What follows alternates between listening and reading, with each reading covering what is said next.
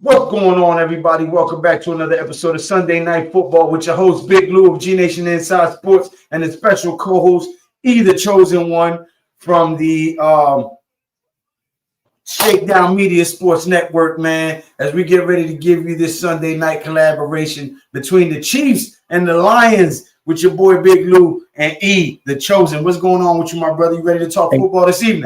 Absolutely, brother. First of all, I want to say thank you for welcoming me, man, and shout outs to everybody looking right now, man. Do yourself a favor, like and subscribe if you haven't done so already, because this brother here, he knows football. One, his passion is bar none compared to nobody, and man, it's just a great time. You know what I'm saying? So thank you for welcoming me again, brother, and I'm definitely ready to see what's going on tonight with this game between Mr. Mahomes and Mr. Jared Goff. Jared Goff. Jared Yeah, Goff. bro. Right. Jared Goff. Yo, when we went to the draft in Detroit, them fans was lit for Jared Goff, man. They ride with Jared Goff. And that was what, 2 years ago, right? Yeah. So since then, he's had a lot of, success, a couple of playoff meltdowns. That's what some people would call it. But for me, I just think that, man, this team is still always going to be on the cusp of Super Bowl contention. Now, my question for you is the last 2 years, they've had meltdowns. But what do you think is the improving part of the team this season for the Lions? Actually, I think their defense has improved. Agreed. They got Aiden back, right? Yeah, their defense was getting scarred up last year. They couldn't really stop nobody, but they had a high enough potent offense to where they can keep going toe-to-toe with you, So now that they have somewhat of a solid defense, now the games shouldn't have to be back-to-back touchdowns. They should be able to get a stop or two, let their offense take a breather, compose themselves, and move up the field strategically, as opposed to just having to go touchdown for touchdown just to stay in the game. Now, as you discuss in the defense, it brings me right to the opposing team. And of course, the greatest quarterback of our generation in Patrick Mahomes. And what I'm looking for tonight, is to see how this defense flusters him, chases him, gets him out of the pocket. How much will he use his legs tonight? But most of all, how many broken plays will he make to keep his team in the game? Because if it comes down to it, this is just me, I think the Lions, outside of the quarterback position, are either equally or better than the Kansas City Chiefs on paper right now, excluding the quarterback. I think on paper, the Detroit Lions are a better team, talent-wise. But that quarterback always makes a difference. Jared Goff is nothing to sneeze at, but I definitely am interested in what we just talked about when it comes to the Lions defense and how they're going to get after Mahomes. Well, I'd have to agree with you that on paper right now, the Detroit Lions look significantly better than the Kansas City Chiefs. Kansas City Chiefs have some injuries. Rashee Rice, is he coming back this game? I think. I don't want to lie. I don't know, but they said that he was a game time decision, if I'm not mistaken. So you have a lot of factors with the Kansas City Chiefs. But again, you have a healthy Isaiah Pacheco and a healthy Patrick Mahomes. You have one of the best defensive minds in football in Steve Spagnuolo, and one of the most experienced head coaches in the NFL today in Andy Reid. So regardless of the matter, you cannot sleep on the Chiefs because they have two outstanding coaches over there that will keep these guys prepared and ready for almost any situation. But I agree that on paper, the Detroit Lions do look significantly better than the Kansas City Chiefs currently look. I definitely believe that this is a game of chess with the, hyper uber exciting Dan Campbell, aka ex-Giant, leading his men in a position pause to make sure that they are prepared. And that's one of the things that we will be seeing tonight. We will see two prepared teams. And also Xavier Worthy is back as of last week. So he's healthy. So Patrick Mahomes has his deep threat and the fastest wide receiver in football right now on the field. But that speed will be matched by Mr. Williams on the other side for Detroit. So tonight could either turn into one or two things: a barn burner or whoever gets the ball last. So we'll see. But I'm definitely excited, man. And again, thank you for having me. So I think kickoff is about to start soon, right? Yeah, before the game starts, let's go ahead and give our picks. Since you're the guest, you can go first. What is your pick for this game? Who do you think wins and what's the score?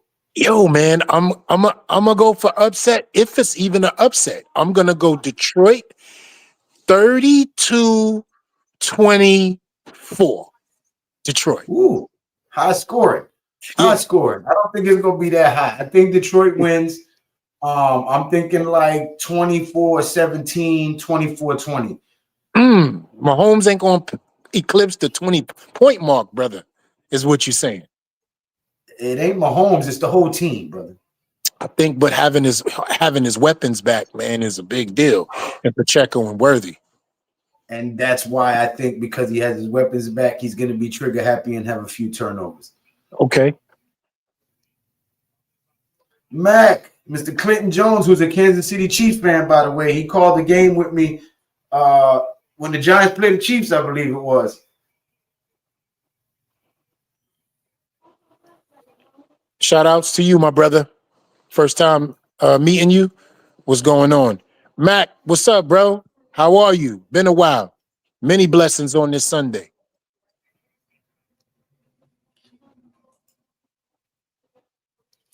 They got the whoa chant going, and the Kansas City Chiefs, what they got, 3 cheerleaders? Maybe. They got 3 cheerleaders. They're the bargain cheerleader discount right now. Yeah, we only got 3. Like a good neighbor, State Farm is there. Oh, shit. All right, so the Chiefs prepared to kick. Detroit will have the ball to start the game, which means the Chiefs will have it in the second half. And the kick is up. And he will take it out past the 20, 25, 27. Bounces it around to the right side and hit at the 29-yard line.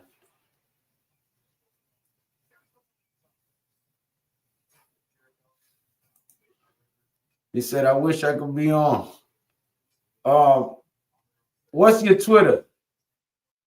Type your Twitter in the private chat.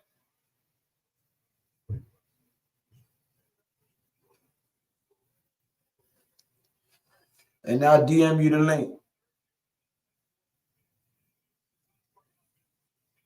Because it's good to hear a perspective of a Chiefs fan who follows the team and like follows the team the way we follow the Giants.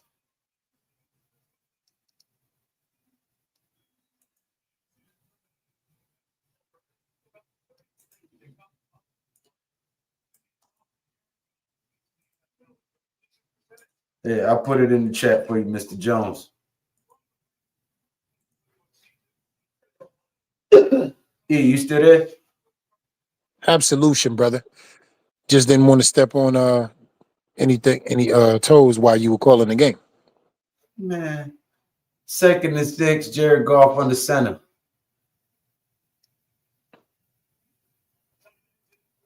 Hand off to the right side. He will pick up 1, and that's it. 3rd and 5. Gibbs got 1 yard, barely. See the philosophy of Dan Campbell already. Oh, yeah. I mean, he comes from the giant tree. You know, Absolutely. And Spagnuolo comes from that same tree. So he comes from that tree, but he got 2 rings with us. So, well, 1 ring with us. And a lot of experience. What's going on, Clinton? What's going on, Peace, y'all? King. We good, brother. Blessed on this Sunday yourself. On the right side. I'm blessed. Amen to that. 1st down, Sam Laporta with the reception up the left sideline. But I gotta agree with y'all and I don't agree with y'all. I do worry about Goff because Goff is good with the ball. That's what scares me. Pause. The other part is Patrick. Next week we're gonna get Rice back, so Okay. Oh, so Rice is not active this game. Correct. Okay. All right, 4-1 Detroit versus a 2-3 Kansas City team who needs to make a statement right now. And Detroit picks up a 4-yard run on first down. It'll be 2nd and 6. After this series, Mr. Jones, I want to ask a couple of questions, brother. I got you. No doubt. And guys, if this is your first time tuning in to G Nation Inside Sports on Sunday Night Football, hit that subscribe button and that thumbs up button. Don't be a ninja watcher, man. It costs you absolutely nothing to push that subscribe button, okay? It is free to support the cause. Jerry Goff in the shotgun. Up. I hate when they do that. I can hear your TV, Mr. Jones. Yeah, You got to lower it. you got to mute yourself, bro. First down for Williams on the left sideline. Jared Goff with the quick pass. Detroit moving the ball at will so far.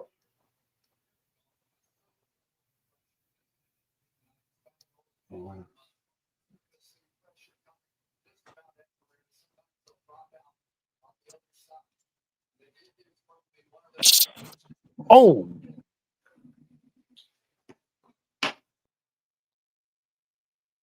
Oh, there they go with the spamming.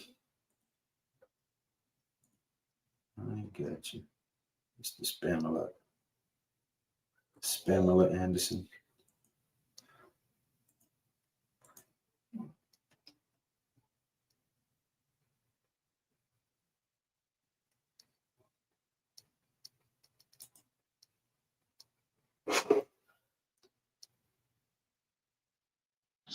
Hey, fellas.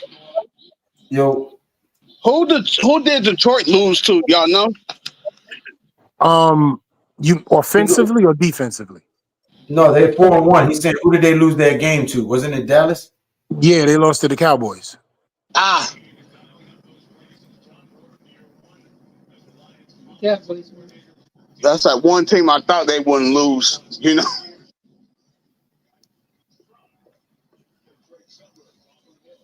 All right, 2nd down. Detroit pretty much moving the ball efficiently here to start the game off. They come away with some points here on their first drive. Be interesting to see how Patrick Mahomes and the Kansas City offense respond. Right, yeah.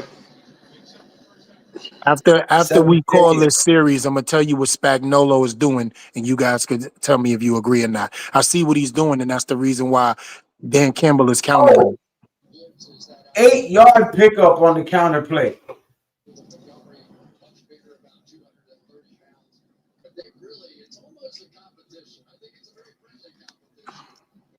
It's going to be 3rd and 2.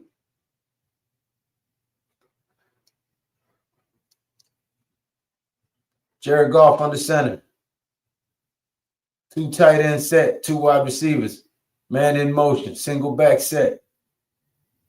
Ball is snapped, handoff. And he will fight for it for the first down to the 21-yard line. 19-yard line, rather, excuse me.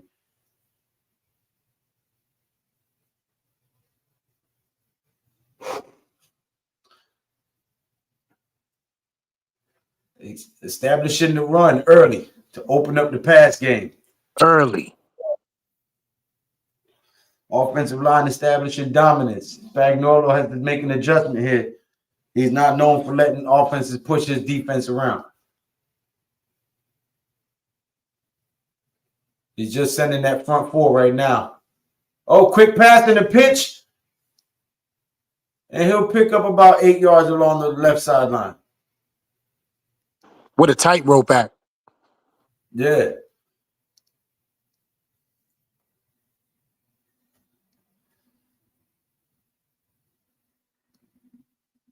No roughing the passer. He didn't fall down on him. Finally, you can hit the quarterback in some capacity and not get a flag. Jesus Christ. You look at him too hard right now, they might flag you. Shotgun formation. 2 receivers at the bottom of the screen. Man in motion. Ball is snapped. Goff hands it off. Counter. First down. Well, let's see where they spot it. He got the first down, but the refs be cockeyed sometimes. No, he signals for the first down. Oh, you must be a little behind. Yeah. Me You and know what? Lou is on the same exact timeline. Okay. Like literally while he's calling the play is happening on my TV. Mm. So you must got that space Wi-Fi. Yes. Good. All right. First and goal from just shy of the 8. Golf under center. Trips at the bottom of the screen. Ball is snapped. Handoff to the left. And he will fight forward to the 3-yard line. Second and goal from the 3. You got to lower your TV, Mr. Jones. You're going to get me copyrighted. Or just mute your mic and then unmute when you want to talk.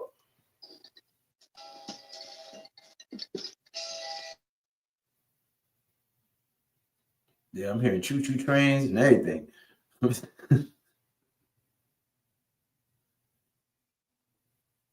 Hey, if you're at work, stuck in traffic, can't watch the game, man, hit that subscribe button. Share this video to other co-workers or other people who are stuck and suffering the same, not being able to sit home and watch Sunday night football. Share this to those folks that work hard and pull them night shifts to support their family so they can still be aware of what's going on in the game.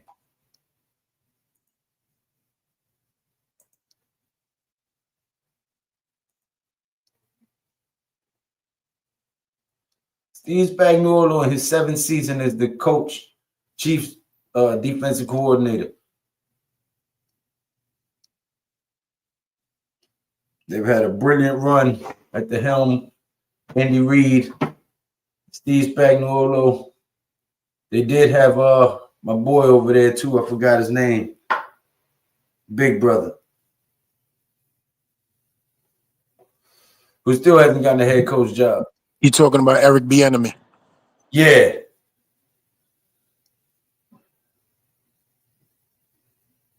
Fourth and goal from the 1.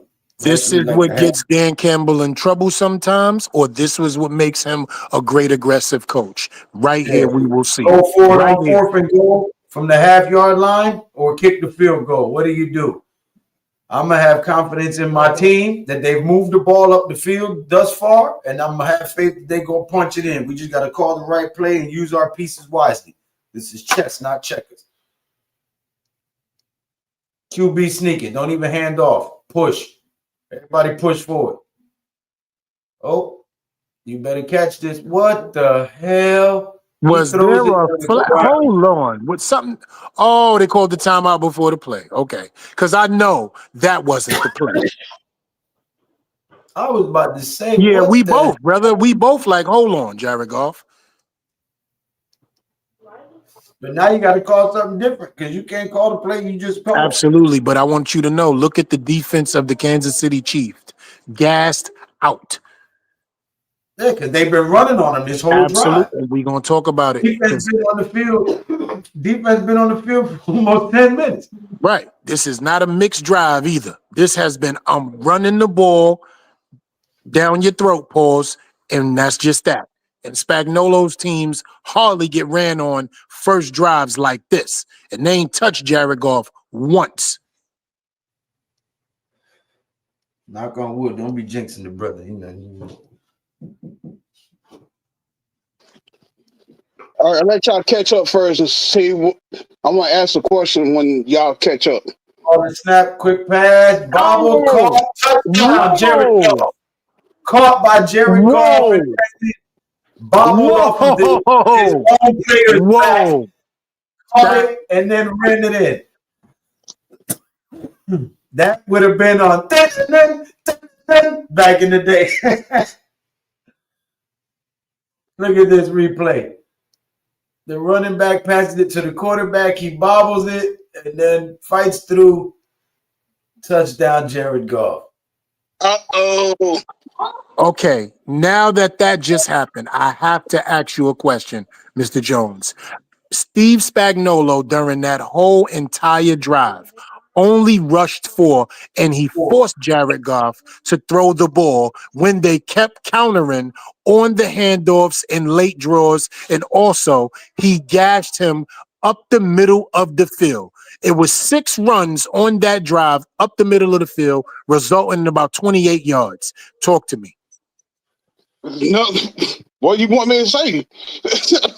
We wasn't on our game that time. What adjustments do you make if you Spagnuolo? Now, us having him for quite some time in New York, we know how he gets down. He's pressure. But in this instance, we see he's only rushing 4. You know your team better than anybody else. What would you do? Like you said, pressure. Let's send more guys down their throat. It's gonna be on it. Because we can't let golf get comfortable like that. We gotta make golf uncomfortable and make him realize who they playing against. The only uncomfortable thing he did on that drive was bobble the football before a touchdown. Correct. Listen, right now, Mr. Jones, you got the Detroit running back throwing touchdown passes against your defense. That's what just happened. A running back threw a touchdown pass against the Kansas City Chiefs defense on the very first series on a almost 9.5-minute drive, which has your defense gassed already in the first quarter. Brilliant opening series for Dan Campbell and the Detroit Lions. Let's see how Patrick Mahomes and the Kansas City offense come out on the field and respond. And if they're smart, they'll try to chew up some clock to give their defense some rest. But knowing them, they're going to try to pass and make a statement because Mahomes, wants to make a point and not give their defense any rest. And knowing Dan Campbell, he'll march his offense back out here and run this whole series again. And that's the crazy part right there, what you just said. Because like Big Man said, the first couple minutes, the defense coordinator, he wants to see what y'all do first, see what the offense is going to bring. Then he going to make the adjustment. Then here we go. Did I miss something? What? Did I miss something? Because the score is 0-0 at this point. Because the golf wasn't set. The golf wasn't set. Oh. I took my eyes off the TV for a second. Wow. If golf was set, then would be 6-0 or 7-0. I'm sorry.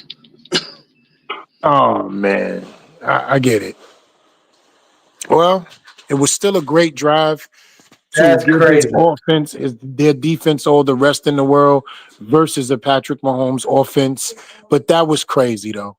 Yes. To just take that from them right there, that was crazy. And you know what the rumors are in the world, right?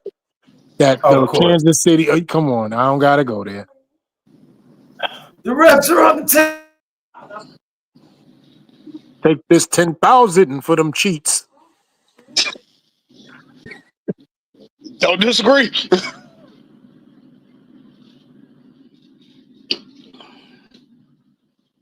Probably one of the most exciting plays on this Sunday so far, and it was taken away. But I'll tell you this, Dan Campbell is letting Steve Spagnuolo know you're going to have to stop this because there ain't no way in the world I'm not going to do what I'm doing right now.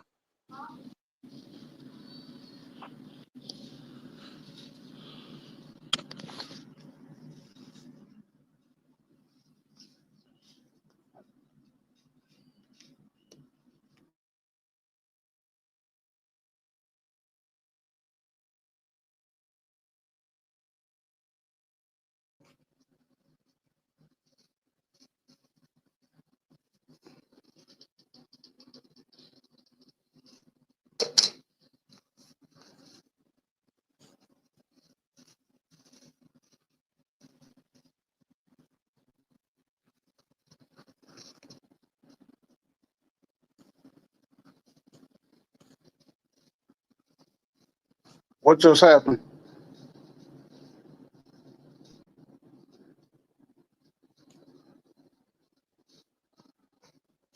Well, I have a question for y'all fellas. So they kicked the field goal. Hello? Fucking thing. Yeah, go ahead. What's your question? Why is Patrick Mahomes' helmet is different than golf? Because I just noticed that his helmet is different than everybody else's helmet. Well, the league did something different. They get to choose their own helmets. There's like 4 different helmets that they can choose from, and they choose. There's different styles of padding, and you know, if you get hit from one side more than another, if you have a weak left tackle and you keep getting hit from the blind side more, than you want to protect a certain part of your head more than another side. Whereas if this guy has a weak right tackle, you know, he's facing problems from a different area. He might want his helmet more padded in a different way. So the league allowed them to have a different diverse group of helmets that they can choose from. So you'll see that throughout the league. There's some have that funny little pad, like pillowcase over it with extra foam and stuff. Right. I was like,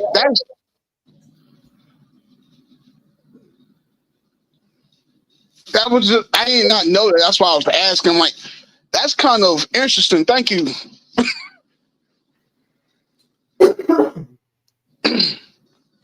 Tuto, Big Boss Lou, how we doing in North Carolina? We alive and well, my brother. God is good all the time.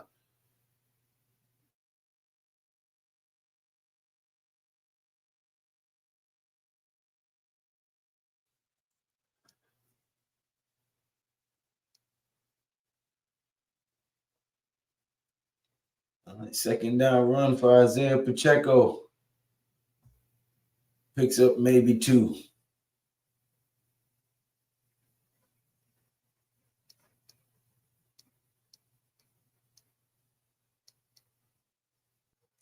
Second and 9.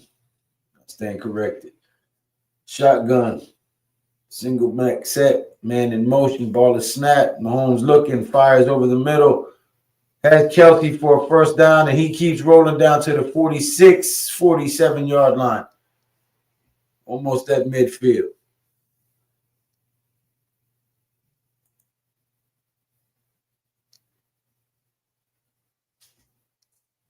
Not monetized yet. Still need another 1,000 hours. They made me start over with my watch time.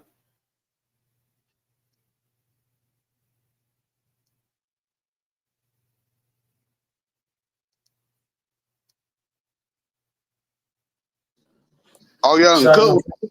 man in motion. Mahomes rolls out to his right, fires over the middle, and it is caught. Has a man downfield to the 30, 25. And tackled at the 25-yard line. Confusing the lines with up tempo. The Kansas City Chiefs are very up tempo on this drive. What did I say? They was going to try to come out and score quick, firing down the field. What are they doing? Absolutely. Absolutely. 2 great passes down the field. They One for a lot of hold yak. up, man. Right. The defense over there like, hold on, man.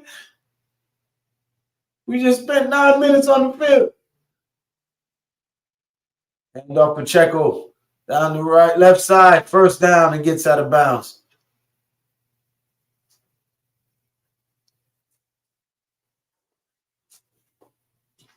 Isaiah Pacheco, Boricua, Goya Bean, you know what I'm saying? Lou, what you got for dinner, mate? Stop making Excel do so much. Stop making excuses and do something about it is what he meant.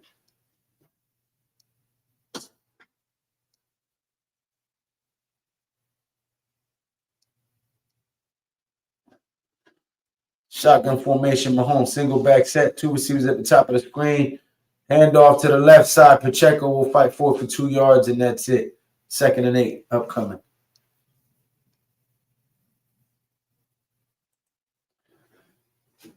Yeah. I don't know. Dan Campbell just switched into a hybrid defense. He was in a 4-3. He just switched to a hybrid, which is going to be a tweener in between 3-4 and 4-3, and he's bringing the safeties up down in the box. So let's see if that flows him. Blitz comes, pressure on Mahomes, throws it out of bounds. 3rd and 8.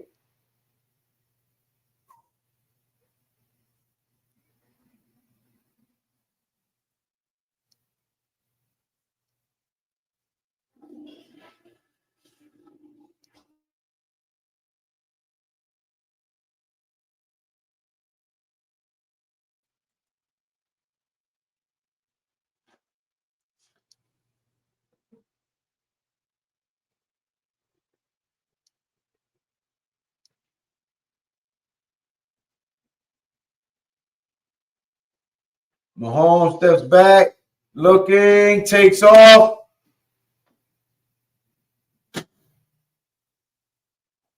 That's the plays I was concerned with, Lou. How much of that is he going to have to do tonight? Yes, that's him from Rutgers, Tudo, Isaiah Pacheco. And mama, there goes that man right there. We talked about him having his weapon back. Yep. Touchdown Chiefs.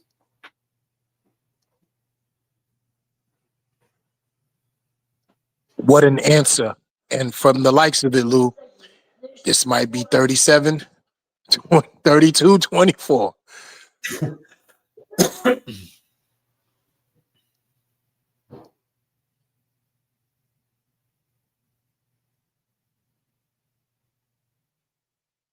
Yeah, it's looking like it. And you might have hit that one right on the head. Yeah.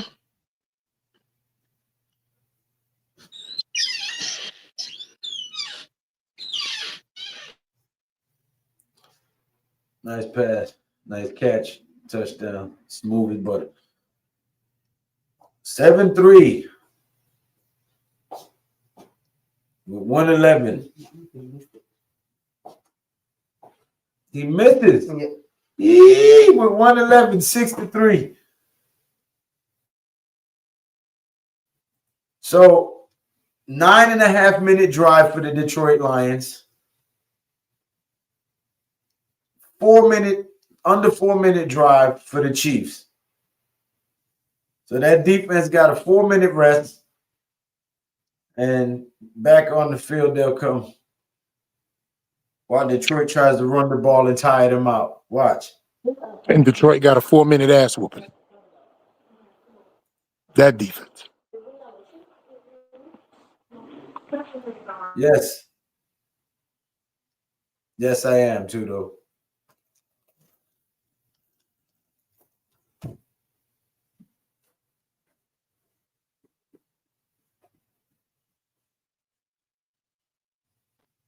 What I was going to say was, congratulations on the win Thursday night. Was it Thursday? Yeah, Thursday night.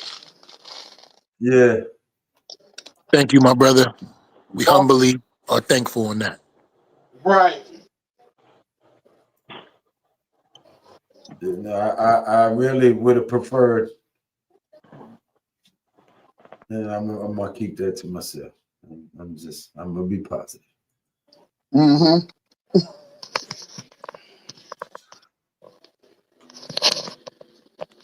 So while we on commercial break, real quick. Yes, sir. How many games does Dylan Gabriel have to lose before we actually see Shador Sanders debut? Ooh, that's a good question.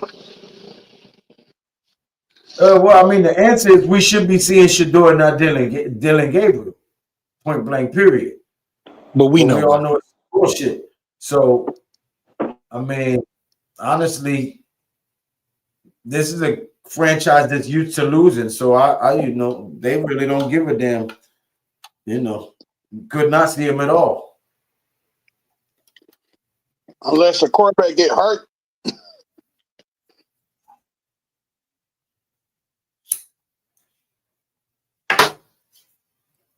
Sad to say, when the last time Cleveland won something? Ooh. So they're not used to winning, you know what I'm saying? So it's not like a losing season is anything new to them.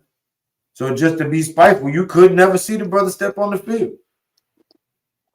One would have thought that because Stefanski been coach of the year twice in the last 5 years, that the franchise actually learned some things and had some sense. But bad franchises will be bad franchises, no matter how good they may look for a couple of seasons. And right now, them paper bags look like they're about to start going back over the heads over there. I mean, hopefully I'm wrong. Hopefully we see the brother sooner than later, and he shows out and proves all of them assholes wrong. Right. That's what we need him to do. We need him to do that for the culture. We need him to do that just because. We need him to go there, win 2-3 games in a row, and get this whole media thing spun around and still be the guy he's supposed to be. Like, who's that biggest receiver over there in defensive guys? Jerry Judy, Myles Garrett, they got Quinton Junkins now. 1 second, Jared Goff under center. 2-back set, man in motion. Ball is snap, quick toss to the left side. And he will get 3 yards. A minute remaining and the clock continues. 2nd and 7.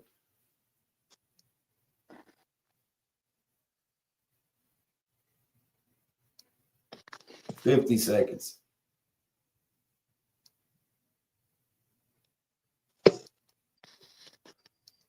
Detroit have 2 timeouts remaining. Kansas City still has all 3 of theirs. This is only 38 seconds remaining in the first quarter.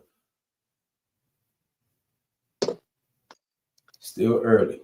6-3 is the score. Chiefs are up. Detroit with the ball moving. 2nd and 7. Man in motion. Ball is snapped. Goff in the shotgun looking. Passes over the middle. Caught. Down to the 50, to the 45, down to the 42-yard line of the Chiefs' territory is Sam Laporta, the tight end, with the reception. 8 seconds. And that'll be the end of the first quarter. Gain of 26 yards on that reception for Laporta.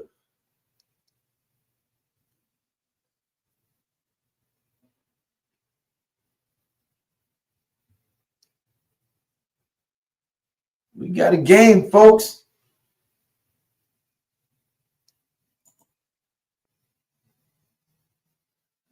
He said they came to play.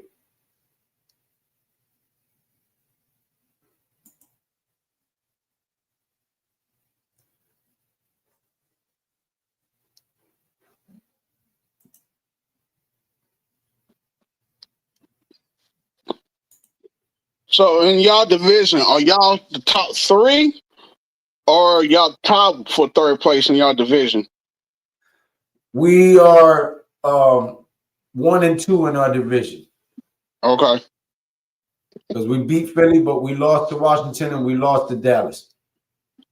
So in our division, we have to beat Philly. I mean, we have to beat Dallas and we have to beat Washington to split with them. And we have to sweep Philly to end up 4 and 2 in our division. Gotcha.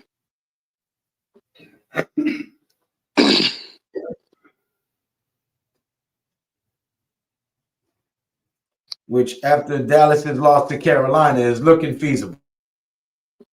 Oof.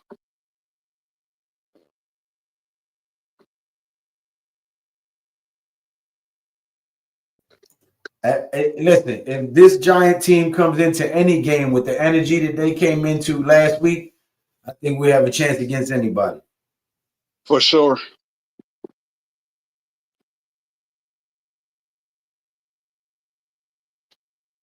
Because that energy is contagious. When you start getting plays like that, chunk plays like that, you know, and you see the young quarterback, the young running back hype, you know, the other players start to feed off of that, and it becomes contagious. They want to show out. They want to make their mark on the game. They want to hear their name screamed. You know what I'm saying? And guys start stepping up. It becomes infectious. Yes.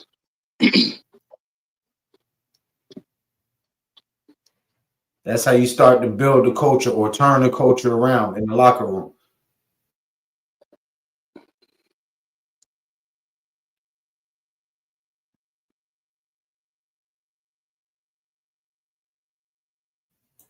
We saw it when Eli came in and took over for Kurt Warner. You know, we went to the playoffs and we lost, but we turned it around. That energy was infectious. You had Plaxico Burress come over from the Steelers. You know, you had Amani Tuma. You had Jeremy Shockey. You had some young guys, and you had Steve Smith. So you know these guys were making an impact. Ahmad Bradshaw. No, Ahmad Bradshaw came the second season. You still had big man Jacobs, Brandon Jacobs. Yeah, but it's infectious and it gets contagious. You saw it again when Victor Cruz came. You know, in Plexico. I mean, what's my man's name? Jesus Christ, Hakeem Nicks.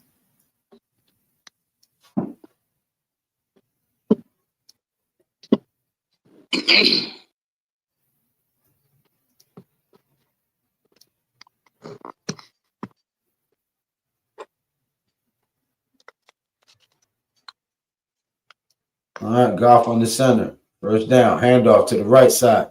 Fights forward for 5, maybe 6 yards. There it looks like he got 6. Be 2nd and 4. Detroit moving the ball. Chewing up clock. They've had the ball since a minute 11 remaining in the first quarter. Got Kansas City's chief defense out there getting tired.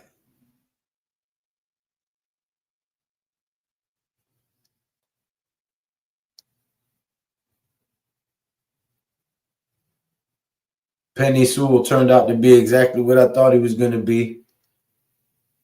Goff with the screen pass off the play action. And he will pick up 1.5 yards and get out of bounds. 3rd and 2.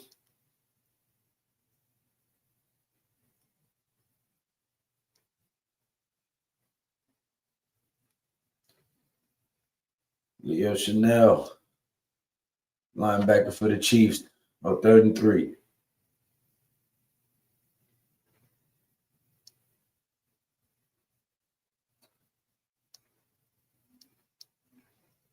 Jared Goff in the shotgun. Man in motion. Ball is snapped. Looking, fires. Had the man over the middle of the field. He takes a hit and will go in for the touchdown.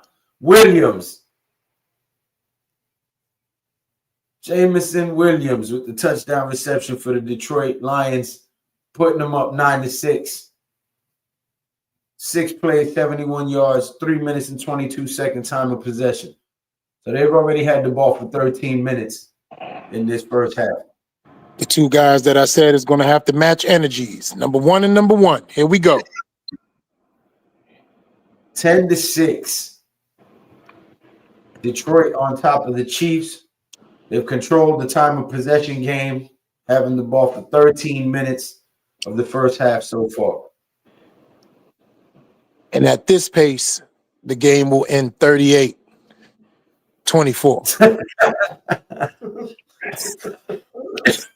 Let's just get that out there. You a fool. But it's a good game. Both offenses is doing what they want to do. Defense don't look like they showed up today. Both guys are aggressive. And you can't ask for no more than that. The world champs, when they were the world champs just 2 years ago, and they are still a championship Super Bowl team caliber, playing against a team who wants to get to that level. And that's how you get to that level, by showing you got to beat the man in order to beat a man. So Yes. right now, this game is good. Well, Detroit has been in the, I believe, division playoff rounds for the last 2 seasons as well. So these are guys who are right on the cusp of being Super Bowl caliber teams themselves, fighting to make their mark against the former defending champions. So, yeah. What has been their Achilles heel each year? The defense and injuries. I believe Jared Goff throwing 4 interceptions is a huge reason why. Well, yes, of course. But, I mean, they've still, even with them interceptions, they've been in them games, and the defense has allowed scores in the last 2-3 minutes of the game. So, I mean, of course, you can't turn the ball over and expect to win. Exactly. Word. You got to Come be on. careful with the ball. That's just a fact. But I mean, if you're still in it, it takes 53 men on the roster. You know what I mean? It takes everybody. That's why it's called the ultimate team sport. That's why I don't like to place blame on one player. I'll place blame on coaches for bad coaching, bad scheming, poor judgment calls, bad challenges, poor clock management. That's all on coaching. And I think that was what the first elimination 2 years ago was. It was very poor coaching on Dan Campbell's behalf because of those late game decisions instead of taking the points. So that got them eliminated. The second year, which was last year, it was definitely 4 interceptions by Jared Goff. In the playoffs, you cannot give teams extra possessions, especially 4 more chances to score. You can't do that. No, because these are good teams trying to get where you're trying to get. You can't make them mistakes, especially in the playoffs. These are guys who fought to earn that spot and are fighting to get to the next level in the bracket. And you can't give them no freebies.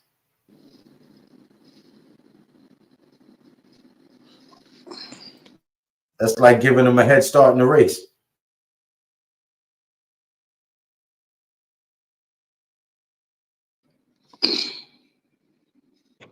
When everybody runs a 4-3. Right. If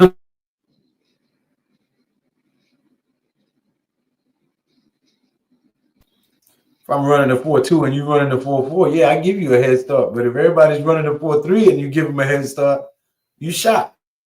Right. You might want to hope I run a 4-6 before giving me a head start, because a 4-2 with long strides is over for you. So hopefully I run a 4-6 or a 4-5, because once I get 10 yards in front of you, that 4-2 ain't gonna matter.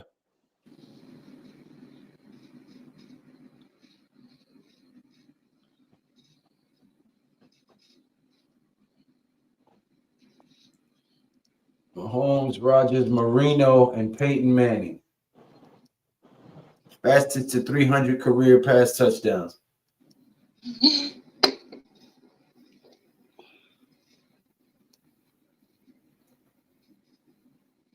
Wow, that was.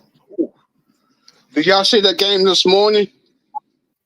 Denver and the Rams. Mahomes has a man all alone at the 50 with the catch. What happened? No, I'm just asking. Did y'all see that game this morning? Denver and LA Rams. Hold on. Coach Ed in the building. Peace and love, my brother. He says, peace and blessings, gentlemen. The sexiest fat man in the world is in the house. I hope all is well with you and all your families. Definitely, my brother. Thank you for stopping by, man. Big bro, what up? You already know what time it is. Lou, my mates are asking you, are you calling the ball game or are you schooling everyone else? How the rules of the games are, mate. We're all depending on your live show and listening to your calls, mate. Okay. Well, I'm calling the game, sir. I am calling the game and giving you the play-by-play, Mr. Tudo, but I'm also giving you my opinion and our speculations and insights of the game. And so are my co-hosts, Mr. E, the chosen one, and Mr. Clinton Jones, the Chiefs fan. Salute.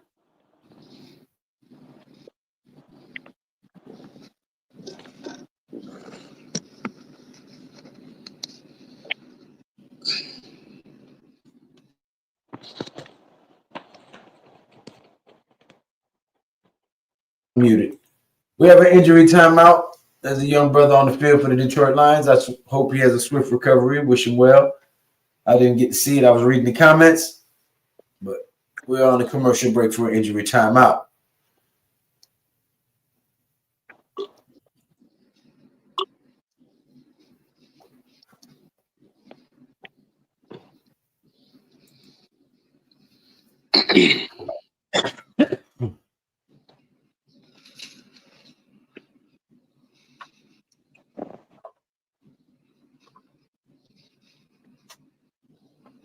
How's the family, coach?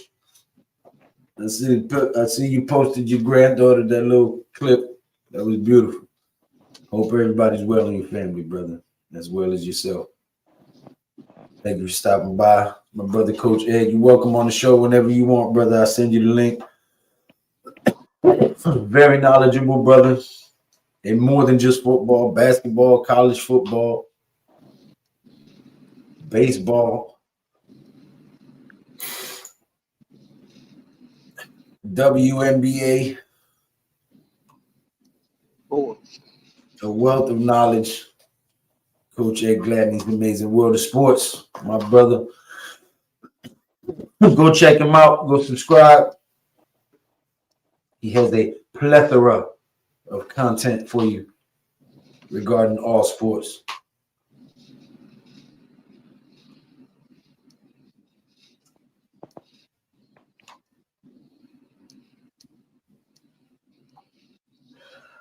all right, I'm gonna pop. Okay, hold. Coach Matthew salutes from Sal. From all of us across the pond to you and your family, mate. God's blessings. Everyone is Gucci. Going traveling the world makes an old fart like me feel proud.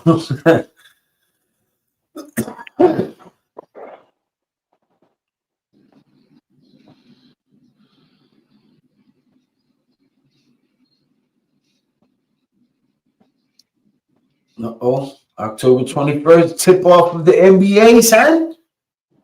No, I'm excited. I'm excited.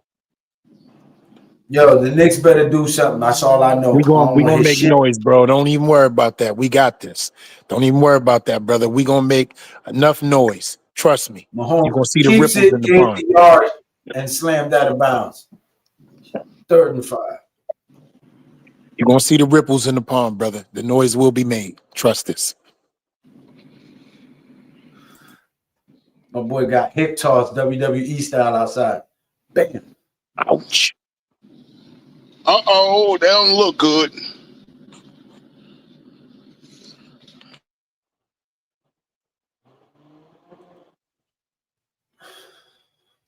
All right, Mahomes in the shotgun. Kelsey in motion. 3rd and 4. Handoff. And he will not make it. It'll be 4th and 1. Mm. He fought valiantly, but did not get the first one.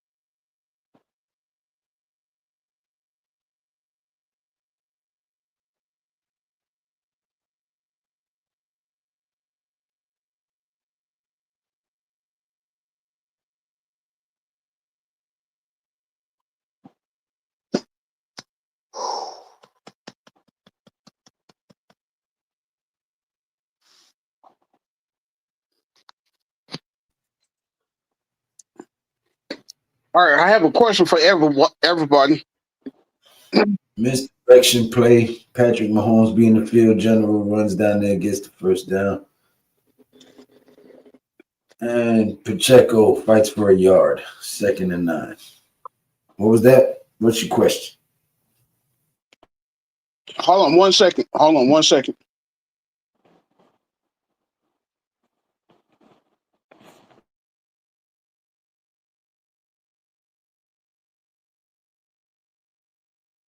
All right. In y'all personal opinion, what makes a dangerous quarterback to y'all? Every attribute that Patrick Mahomes has. All right. Mahomes loses the ball and then recovers it. Wow. Third down and let's see. Was that not amazing by Aiden Hutchinson? One hand on the tight end, just bullied him all the way backwards with one arm. That was ridiculous. That's crazy. Yeah, and then switched hands and swatted the ball with the hand that he had been holding him with the whole time.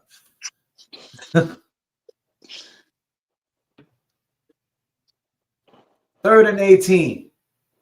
Mahomes in the shotgun. Ball is snapped. Pressure coming. Quick screen pass to the right side. He makes a man miss, cuts up the field, and gets 17 yards of the 18. 4th and 1. And you give it all back off that right there. Mm-mm-mm.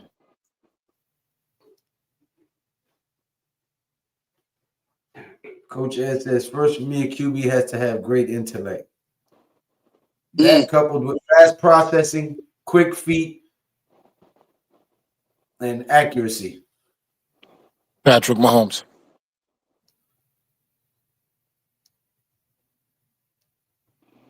That's what separates you from everybody. And you can have those attributes, right? And they can help you win games.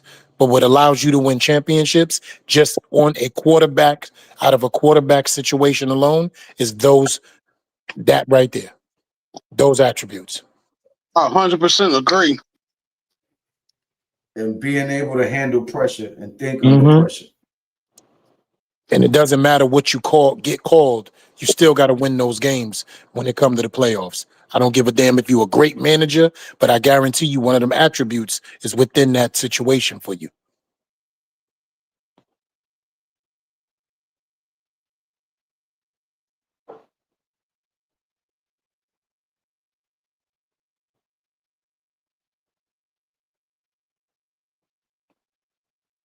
All right, 4th and 1. And Reed sends his offense out on the field. Ball is snapped. Mahomes rolling to his right side, looking. Fires down the field, incomplete. Turnover on downs. Should they have taken the field goal there? Down by 4. Absolutely. A Dan Campbell mistake. A Dan Campbell mistake. No, it was the Chiefs. Yeah, a Dan Campbell mistake. Remember, that cost him the game 2 years ago when he didn't take the points, being over-aggressive. Yes. I would took the points and call it a day. And what an amazing You're play down by by the 4. cornerback. Why would you not take the points? And this is the things that are winning and losing games this year for the Chiefs. Yes. Things like that. I don't know what's making him be uber aggressive for no reason, but he's doing it this season. I don't know why. That's not like Andy Reid to do that. Andy Reid's one of the guys like, you know what? Go ahead and kick 3. Let's move on. That's how they lost to the Chargers. Yes. And we rarely lose to the Chargers. I open the games or open 2 seats. He went for it on a 4th down in that game when he could have took the points. It would have been like a 51, 52-yard field goal, but he went for it, and they turned the ball over on downs. And then Lab McConkey had a 20-plus-something reception on that drive, and they kicked the field goal and actually was able to take the lead. I don't know what's going on with Andy Reid, man, but he ain't young, so I don't know what he's doing. He's much smarter than that. Oh, hands down.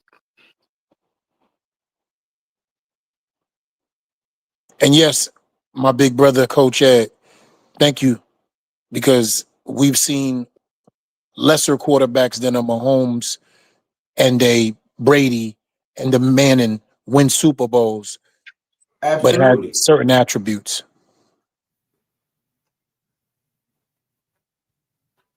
I mean, we've seen guys like Jeff Garcia get to the Super Bowl. Right.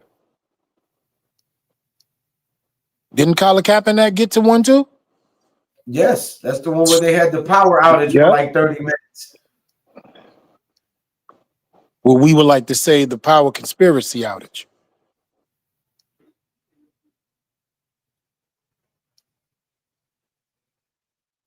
Notre Dame, Saturday, 7 o'clock. USD. Okay. I'm sure one of the guys from the ABSN network will be calling that game. More than likely, Coach Ed. Gibbs with the handoff, fights forward for 5. 2nd and 5 for the Detroit Lions.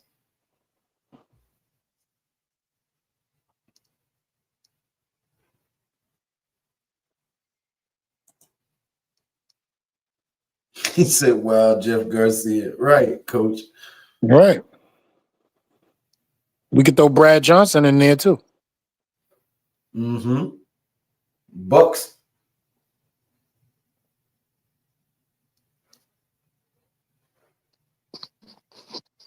Trent Dilfer. I was just about to say Trent Dilfer. Trent Dilfer. Right. But guess what? People may say, oh, it was that defense that won them the Super Bowl. That's cool. But guess what? Trent Dilfer also made the plays to get through the playoffs. Yes. You know who else is on that ride? Brock Purdy. Mm. It wasn't his fault they lost the Super Bowl. It was an offensive lineman that let Chris Jones through 3 times in a row and didn't block him for some reason. Ball is snap. Looking. Rolls to his left. He's going to have to keep it. First down. Derek Goff on the ground. And slides forward. Head first. Instead of feet first. Yo. The most awkward slide What's up ever. with Jared Goff, man? I don't know what kind of slide.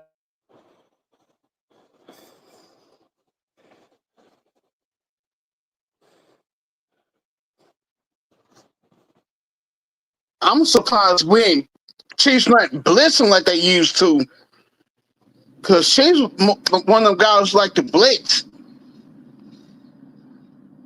Well, Leo Chanel just blitzed and stopped the runner short.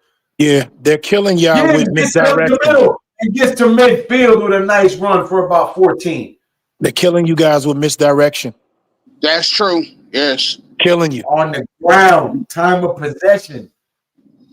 Detroit Lions have been chewing up the clock since the game started. This defense is going to be gassed. Diggs finds a little crease up the middle and bursts through it for a quick pickup of 14 to just shy of midfield at the 48-yard line. Goff on the center. Ball is snapped. Handoff to Gibbs again on the right side. He'll fight forward for about 2, maybe 3. Oh, he's still fighting forward. He'll pick up about 5.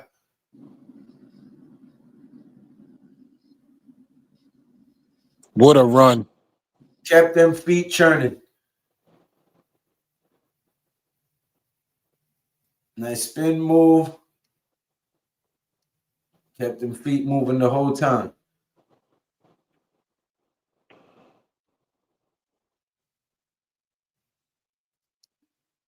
They mark it as a 6-yard pickup, 2nd and 4 from the Chiefs 46, excuse me. Play action, pressure coming. He throws it down at their feet.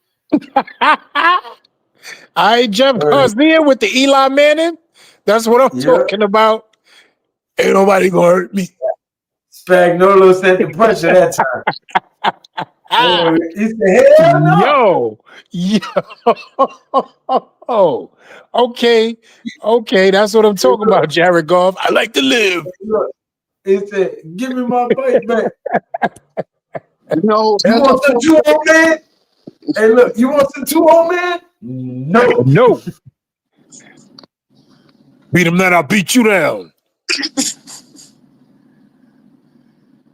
Yo. I peeled the food. I think all quarterbacks should practice that once a game. Just throw it to the ground. Hand off up the middle again, just shy. It'll be 4th and 2.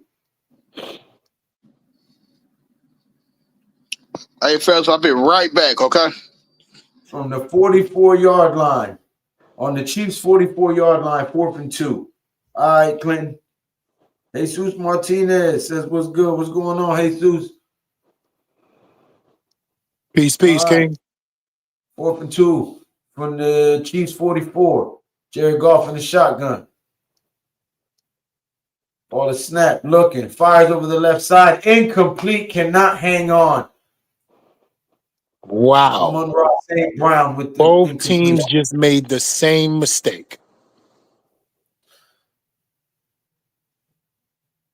Well, he was on the 44. They were closer. Right. But Detroit was a little further out. I would have punted. I would have punted right there.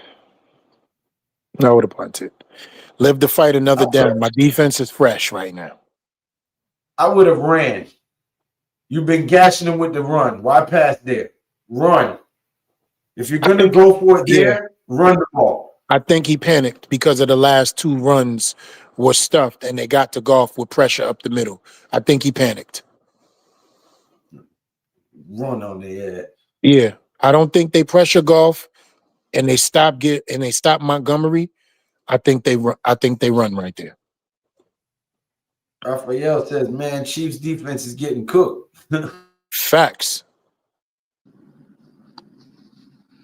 And I'm going back. Was that a drop by St. Brown?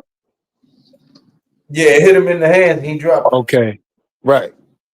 But it also hit him in the gut. So he tried to body catch it, looks like. You got to catch that thing with your hands. Yeah, that dude know what time it is. We got a good game, man. I like this type of game right here. You know, no give or take. Everybody fighting, scrapping. Good offensive, defensive stops. It's a good game. Well, with 2 turnovers back to back, it's very likely that this game could end up 24-20. Well, if they score on this possession, we back again. But we shall see. But that's what good games do, man. You know what I mean? They allow you to guess. Hopefully we ain't putting nobody bet no money on it, right? They won't be losing no parlay bread today. Right. Nah, I only give that type of advice when it comes to boxing. Right.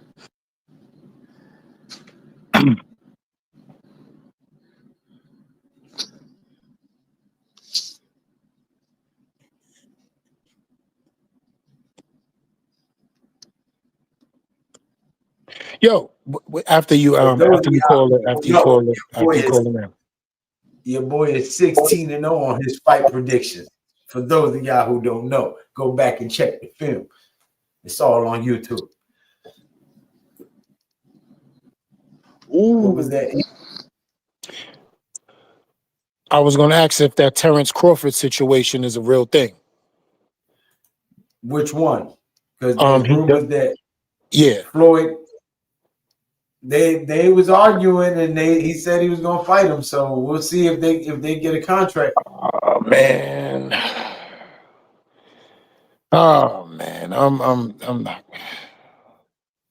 Because Crawford won't let nobody enjoy Mayweather won't let nobody enjoy their era. Every time somebody shine, he want to make a video and compare them to him and why he's still greater than them and all of this. Like, yo, man, just let it go, man. You chilling. You done made more money in the sport than anybody probably. Just be cool, fool. Damn. What? Like say, that's his problem. He don't want nobody shine him. But at this point, when you make that much money and you have that great of a legacy, it's not about outshining. It's about passing that knowledge on and being a great man to other young up-and-coming fighters. You ain't got to be in the spotlight. And what are you eating or drinking that's making you bug out like that? True. 2-minute warning in the first half, and you see the defensive lineman of the Kansas City Chiefs over there with oxygen mask on. And 2-minute warning in the first half. And I got to ask a question. What's inside the oxygen in Kansas City? That good. Okay, I just needed to know because I know it ain't just regular oxygen. Nah.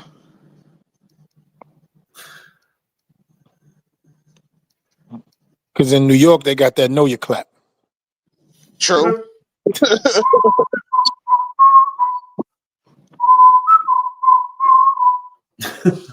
Right. Whoever can own that, whoever he own that, whoever he own that.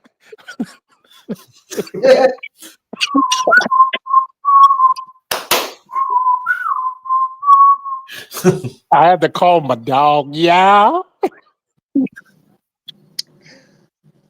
Yo, that's one of the classics, bro. People be fronting. That song, man, everybody moved to that. I don't care where you was from, especially if you was from the north and you went down south and that song came on. What? Oh, everybody. Everybody, bro. Come on. I'm from Texas. Right here, that song, I'm jamming. Oh, yeah. Oh, yeah. You know what's crazy? The first time I heard that song, I was in the South. Ah, okay.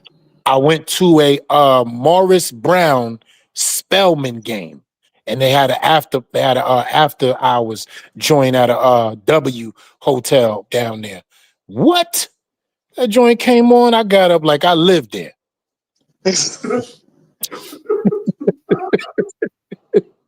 Stupid.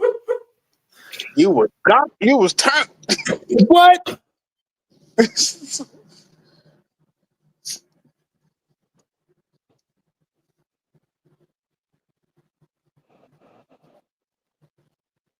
Didn't this dude walk away from the football field hobbling? Joseph? Didn't who what? After you call a play. I'll bring All it. right, 2-minute warning. Patrick Mahomes in the shotgun formation. Chiefs on the 42-yard line of the Detroit territory. Handoff to Pacheco to the right side. He will fight forward for 2, and that's it. Maybe. Yeah, I was Second and looking 8. at the dude on the field, 31. I could have swore I saw him walk. He was hobbling off the field. That was the He dude was- we prayed for. Earlier, yeah. Yeah, You was yeah. Quick first down pass to Kelsey. Clock continues, 1:30. And then they call timeout. Chiefs use their first of the first half. Both teams have 2 remaining. Now back to Know Your Clap for a second. I please would advise my brothers to just listen to the song at halftime. Because there's some lyrics in there I think people don't remember, but I remember very well. Mahomes deep down the right side to nobody. Incomplete.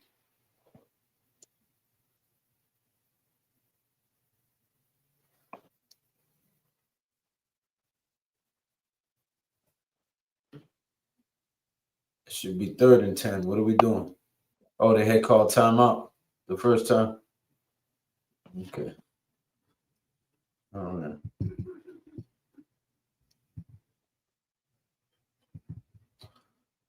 That's a fact, Capitan. 17 minutes to 11 minutes is the time of possession. All the snap fires incomplete to Kelsey. Clean defense. 3rd and 10. We got ourselves a game. 1 minute remaining in the first half. Score is still 10-6. Kansas City threatening to try to take the lead.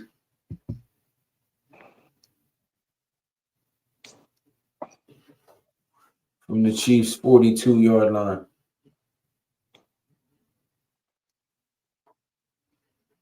Third and 10.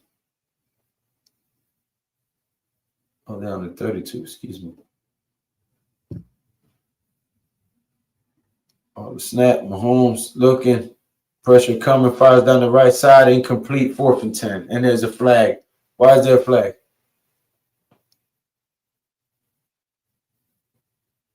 He didn't touch that, man. He was nowhere near that. Man, come He on, was man. nowhere near that. But even though the hand fight and it didn't stop his route and the ball was way away. Come on, man. Here y'all go. Kansas City doing Kansas City things. He go telling me lies again. There they go. Why? Why? Why are the ref always cheating? Why? Do they do me that way? Yo, man. Yeah, y'all making me feel old now. All them old school songs. I don't know if that was disrespect right there, or you understand because you in that age. I know the driver. I know Hold the on, did Kelsey just Travis got Kelce dumped on his head. did he just die? He just got dumped on his head. Did he die? Hey, Sanka, are you dead yet? Yeah, man.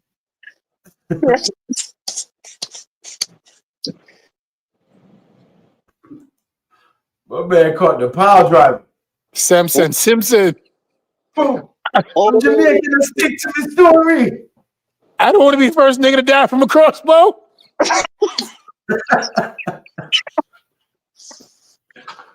Simpson, I'm sorry. I am lying. I'm sorry.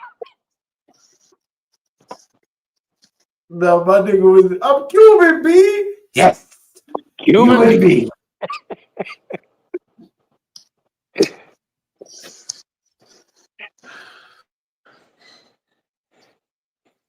Well, you a fool, yo. So I will be first nigga to die from crossbow. Yo, if football is not fun, you're boring. And I hate boring commentators and football analysts. Do away with you. You're boring.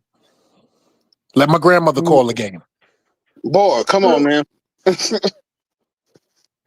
First and seconds. third on the goal line. Did Come Kelsey on. go in the tent after that? He's supposed to be in the tent somewhere. And there's First a of all, flag on the plate, holding on the Chiefs. Holding on the Chiefs. There's no touchdown for you, Mahomes. Your team was holding, sir. Holding. Offsides on the defense. Penalties offset. Touchdown. That's some bull crap. yo, you Who can't was make it up. offside? You cannot Who make was it up for the offside? Chiefs, man. Nobody was That's offside. crazy. Yo, this Yo. has to stop, man. Like, this is starting to just be plain and blatant. Like, this has to stop. Well, let my theory continue. Cheaters versus losers. Let's go.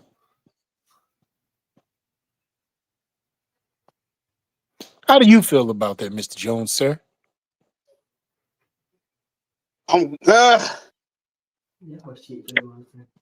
Let me move on.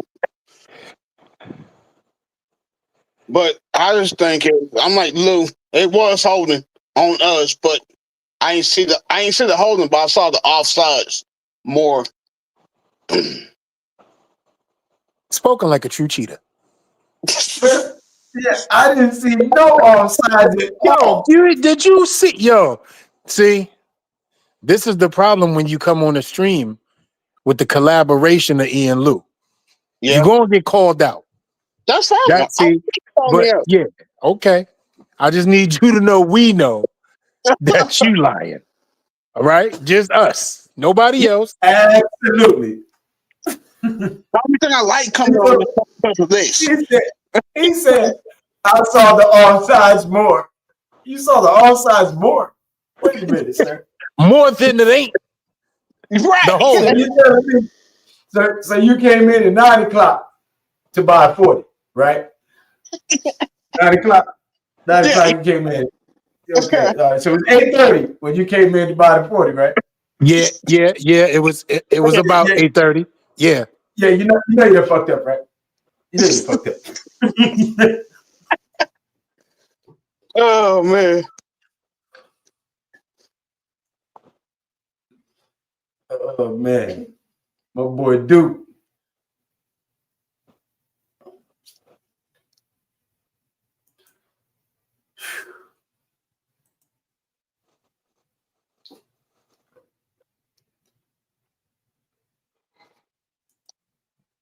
When was Sam Bradford? if I'm saying it right. Like the Very good. quarterback, Sam Bradford, that used to live in Minnesota for a little while, that got money when he got traded and never was the guy that anybody thought he was ever going to be. That guy, Yes. I think he's living with Josh Rosen. Mm. He's the truth. What? He's the truth, fool Schnick. He's the truth. What? He's Right. I think him and Josh Rosen share a 2-bedroom flat somewhere in the UK. 37 seconds remaining. Chiefs prepare to kick the ball to the Detroit Lions, who have 1 timeout remaining. And they will field it at the 6, and he will proceed to run to the 20, 30, and down at the 32-yard line. Let's see where they mark it.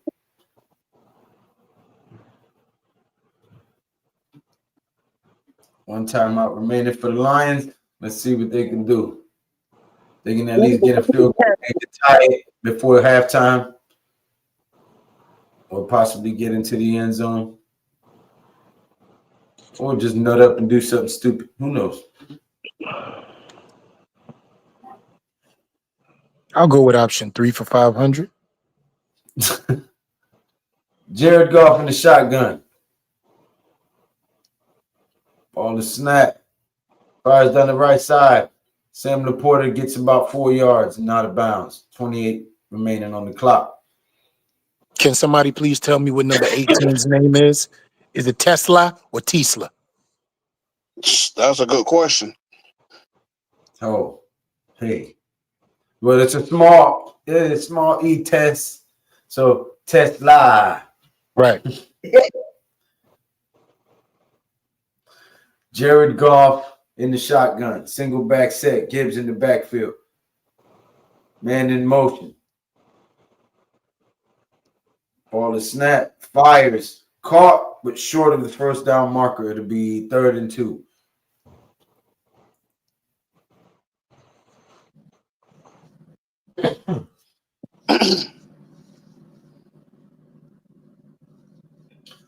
That place is packed. That aerial view, you see number red shirts up in there. We went out there. It was nice out there. Kansas City Chiefs fans. They was cool. We was out there for the draft. Okay. When I ate some good barbecue at Arthur Bryant's. Been there before? Yep.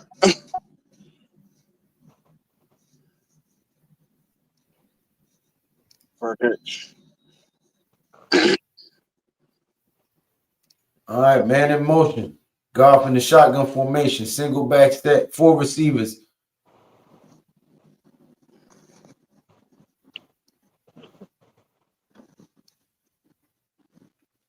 Ball the snap. Pressure coming.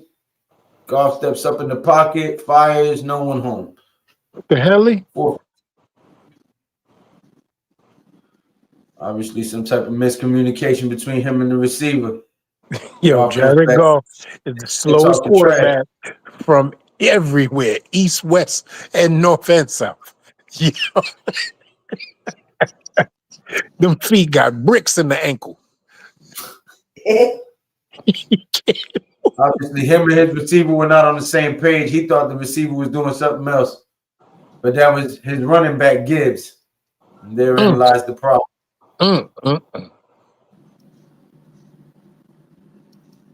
Kick is off. Fair call at the 11. Chiefs will need 89 yards. Oh, yeah, they gave him that know your clap. Joseph?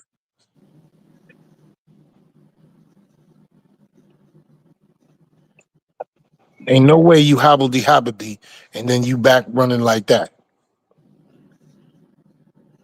Is Reed the oldest head coach in the NFL right now? Is it Pete Carroll? It's Pete Carroll. Yeah, Okay. Pete Carroll. Yeah, it got to be Pete Carroll. His neck skin falling off. Pause. Jesus Christ. Come on, man.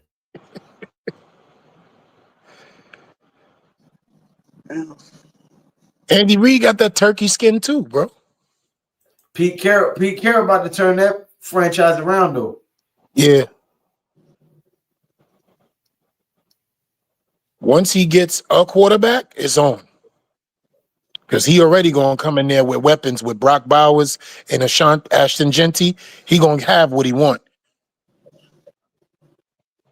Geno Smith is just a bridge. Do you read off the halftime stats as well, Lou? Yeah, Okay. sure do. If you want to do it, I would greatly appreciate it. Do I? Where they at?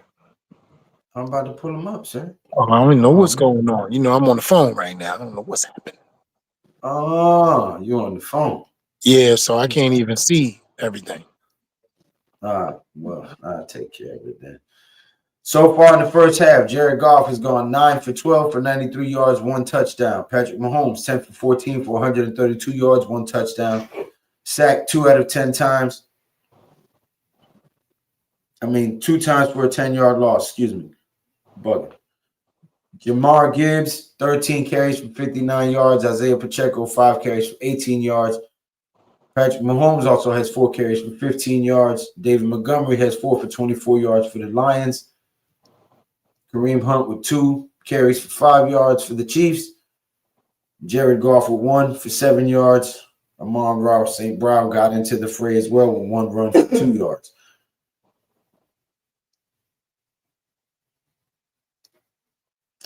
Jameson Williams, 3 receptions for 44 yards and 1 touchdown. Juju Smith-Schuster with 2 receptions for 47 yards. Travis Kelce with 3 receptions for 40 yards. Hollywood Brown with 2 for 33 for the Chiefs. And Xavier Worthy with 1 for 6 yards. And that's that touchdown that the Chiefs had. Sam Laporta with 3 receptions for 42 yards for the Lions. Amon-Ra St. Brown with 3 for 4 yards. And that has been your offense.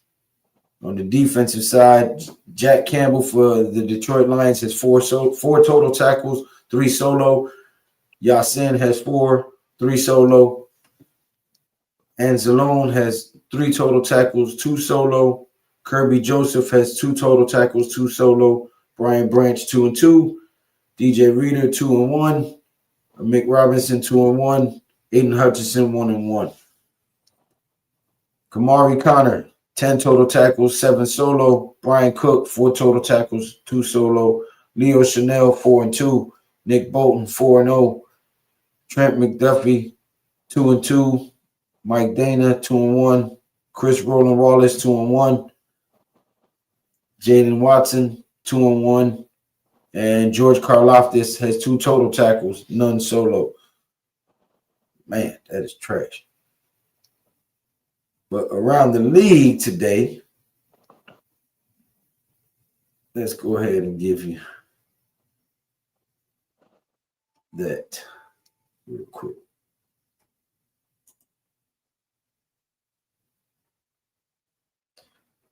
You had the Lions who are playing right now, so we're going to go from the bottom.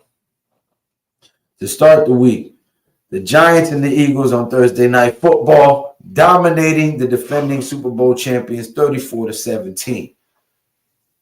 Buccaneers had their way with the 49ers 30-19. You heard? The Packers, 3-1 that is, beat the Bengals 27-18. The Raiders barely beat the Titans 20-10. The Ravens got demolished by the Rams 17-3. The Seahawks, Sam Darnold, win 20-12 over the Jaguars. Cowboys drop another game to the Carolina Panthers earlier today. The Steelers come out with a win, moving to 4-1 against the Browns 23-9. The Patriots rout the New Orleans Saints 25-19, moving to 4-2. The Chargers move to 4-2, defeating the Dolphins by a narrow margin of 2 points, closing that one out 29-27. And the Indianapolis Colts, led by former New York Giant quarterback, who everybody said couldn't get it done, is having a phenomenal year over there, leading the charge, moving to 5-1, 31-27 over the Arizona Cardinals. Is Daniel Jones and the Indianapolis Colts playing lights out football over there. Indiana Jones and the Temple of Doom. Broncos and the Jets, in a lackluster performance, moved to 4-2, beating the Jets 13-11 as the Jets dropped to 0-6.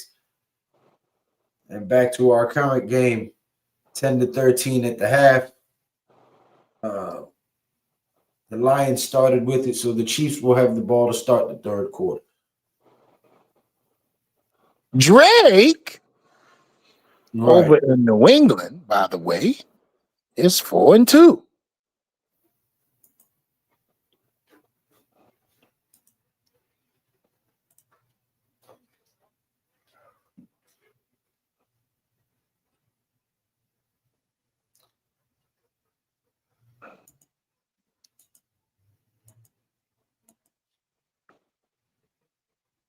What are we doing?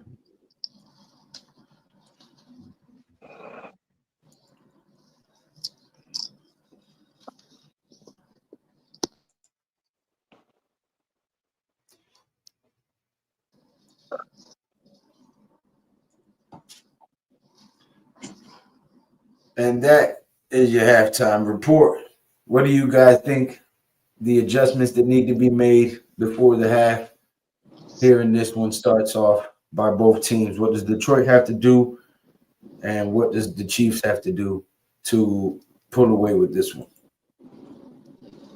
Right now, both teams are at a standstill to me because they seem like they're making the same similar mistakes, and they seem like they're running a similar offense. We're trying to run the ball up the middle of the field, getting the quarterback out, the ball out the quarterback's hands as fast as they could to eliminate pass rush. But the big part and the big issue is right now, the defense of the Kansas City Chiefs has been on the field longer, but their offense has been on the field shorter. So they're giving up defense in a time of possession, but they're also still in the game offensively leading. So that's kind of weird. Most times when the team gives up time of possession, they're the ones that's normally leading.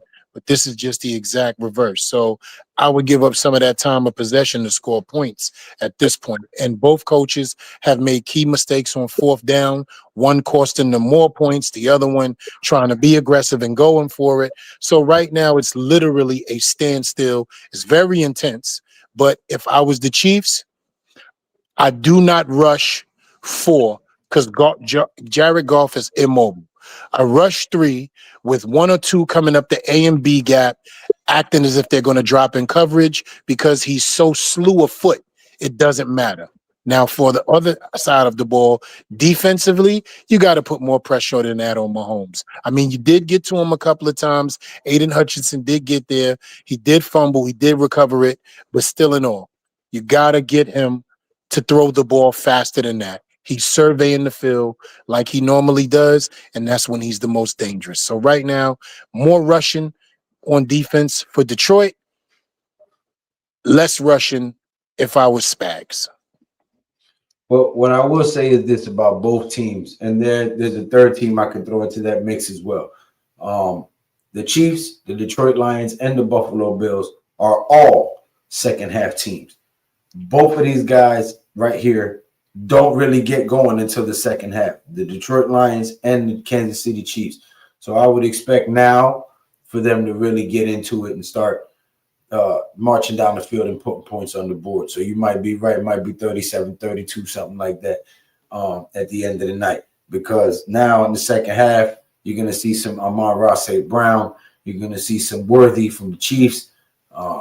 Pacheco might start to get off. Gibbs might start to get off a little more. So you're going to start to see this offensive playbook open up from both sides of the ball, or both sides of the sidelines.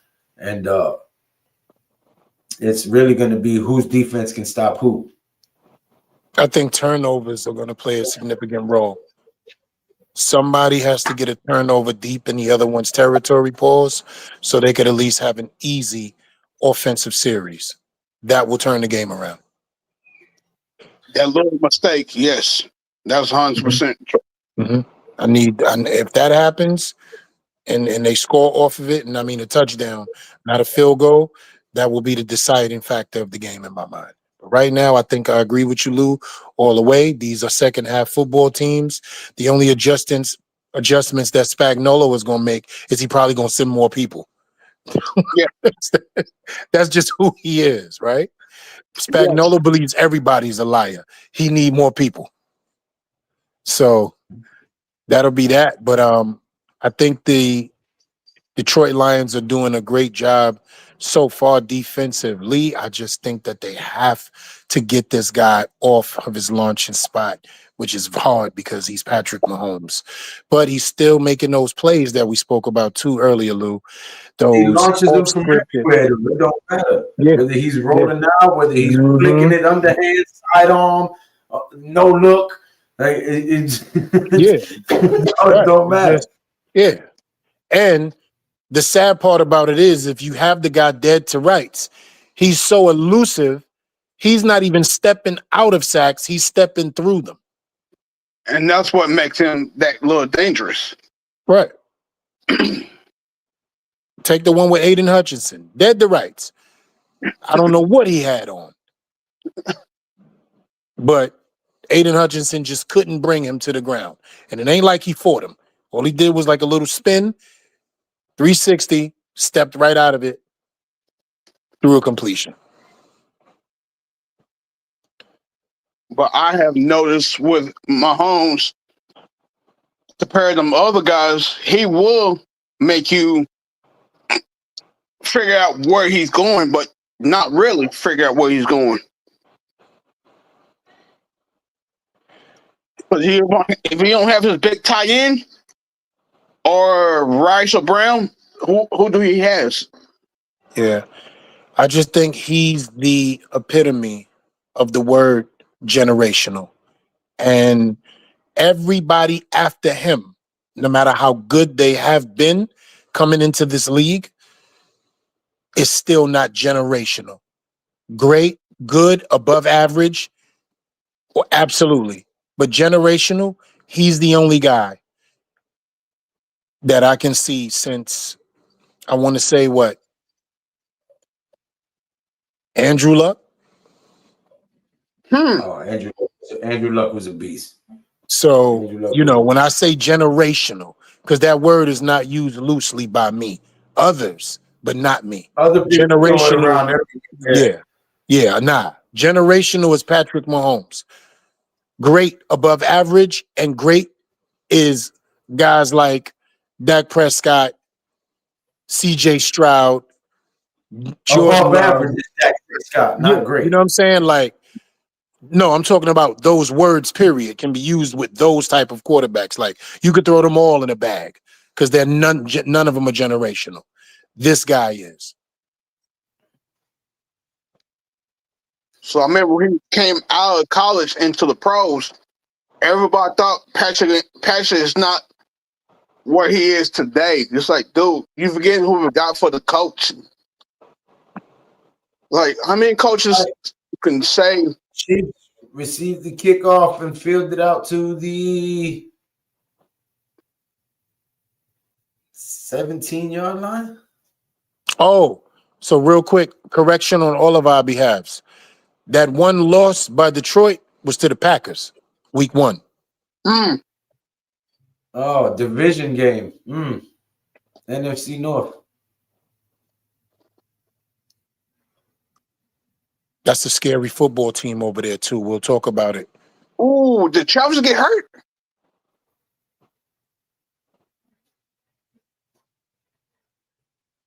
Ball a snap. Quick pass over the left side. And depending on where they mark it, he might be just shy. It'd be 2nd and 1. Did Travis Kelce get hurt? I believe so. When he got power drive, when he got dumped on his head. He went. First of all, upside down. He fell literally head first. Yeah. I'm talking about just now, fellas. Yeah. Was he cut block? Yeah. Nimmer.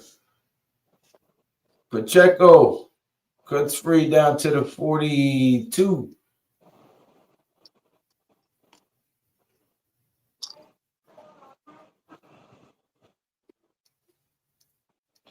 Neymar, what up, brother?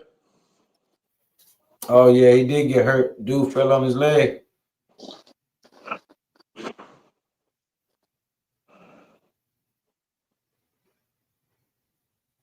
He's all right. He's standing on the sideline. Ooh. Dudes fall every day. You be all right. Mahomes, quick pass.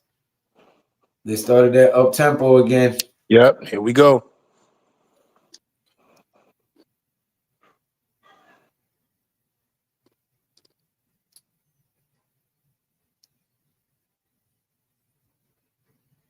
Anzalone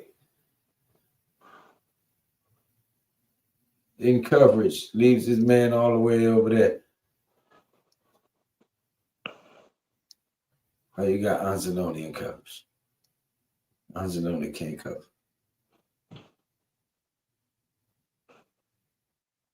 Pressure coming. Mahomes rolling to his right. Flicks it forward and can't hold on to it. Incomplete. Pacheco can't bring it in. What? Who is interested in Myers? The Giants.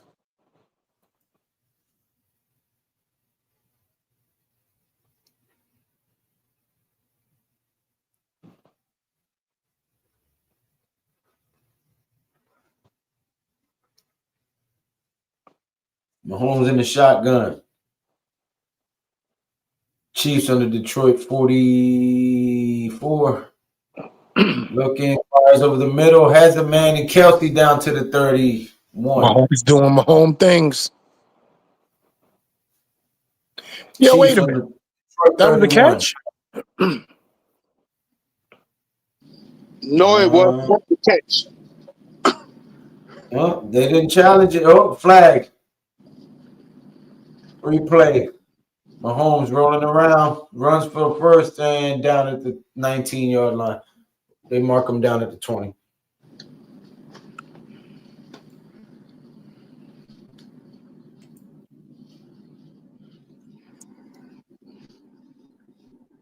And to answer your question, it was not a catch. Right. But, you know, smart coaches, let's get the ball snapped and get into the next play so it don't even matter. Right. Yes, Neymar, I will answer that question after Lou makes the call.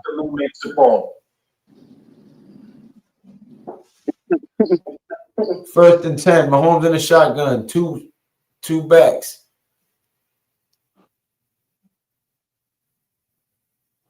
Quick screen pass down to the left side, and he will fall forward for a first down at the 9-yard line. To answer your question, yes, Neymar, they have been talking about Chris Olave. It is a real thing, but the Saints want an arm and a leg and a chicken wing.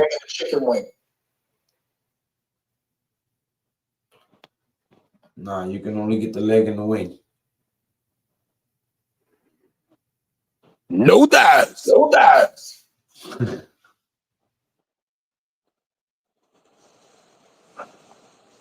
Yeah, Lou, this look like it's going to be 40-41.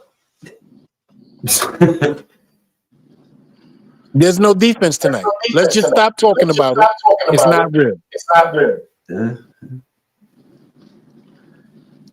Hey, Papi, you can't start nothing. God damn it. I live here. You live there.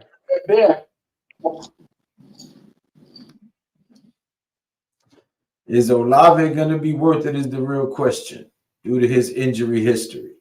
It seems like we always picking up everybody else's injured players. I'm tired of that shit too. My thing is this: if you're gonna go that far, go get a healthy Odell Beckham. They come here, get a bag, and don't do nothing. Kenny Galladay got $72 million to catch one touchdown. That shit was horrible. Robbery. Nate Solder came here and couldn't block his grandmother. Brandon Marshall, too old for no reason, hurt himself against the Chargers running a route and stepped out of bounds and never stepped back in bounds for the rest of his career.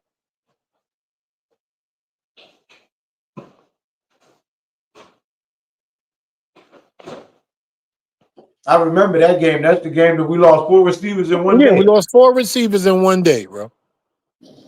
Beckham, Odell. Brandon Marshall, Harris, Dwayne Harrison, and I forgot the other guy. But we lost 4 in one day. Sterling. No, it was Russell. He was a bum. He was a bum. He was a bum. His last name was Russell. Shep, we lost versus oh man, we was playing somebody else when we lost Shep.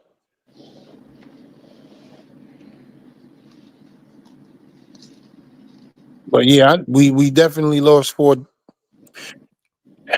That's when Shep used to be number 87. Mm-hmm. But we lost them like 2 weeks after that. And that's when they started talking about the turf at MetLife and what was going on with it. Like that's when it really, really was a serious thing.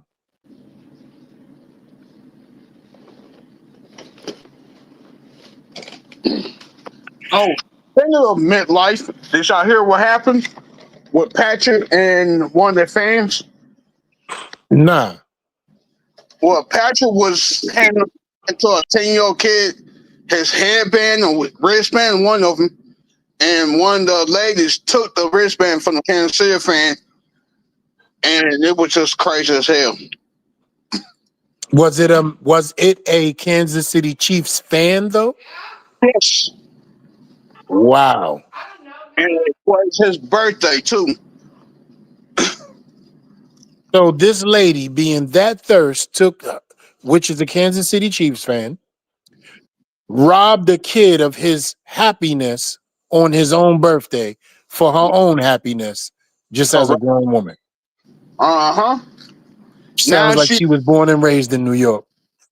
Now she got it on Instagram or TikTok. I am so sorry what I did, blah, blah, blah. She's apologizing the whole 9. I'm like, damn. I thought he was handed it to me, but we all saw it. Patrick was handing to the little kid, you know? New Yorkers. Yep. Hey, not all of us is like that. Yeah, not all of us is like that, but we just know who is.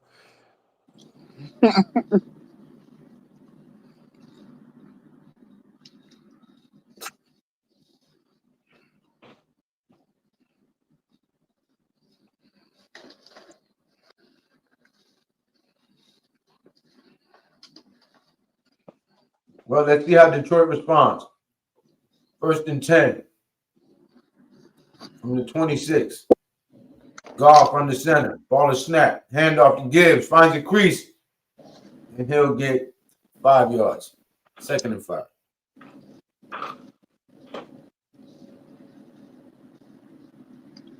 Mm.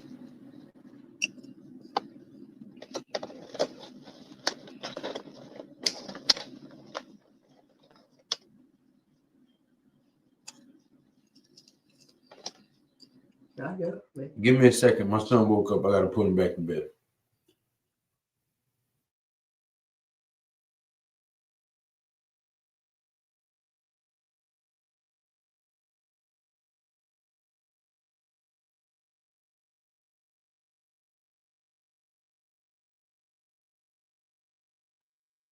That's a fact.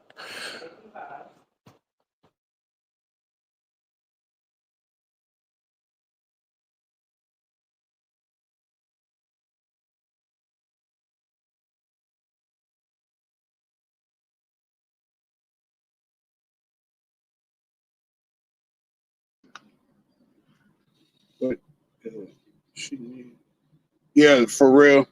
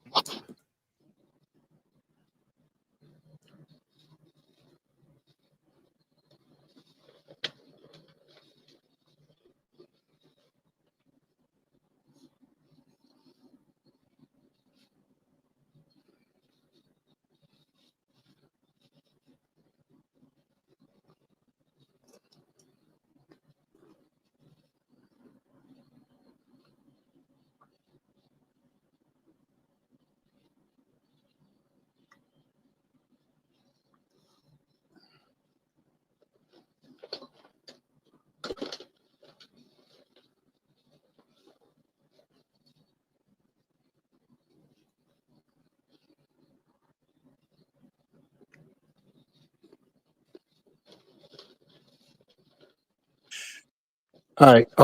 I'll take over the call for Lou until he gets back. You know. Where are they? Where are they? Where are they? Where are they? 2nd and 8.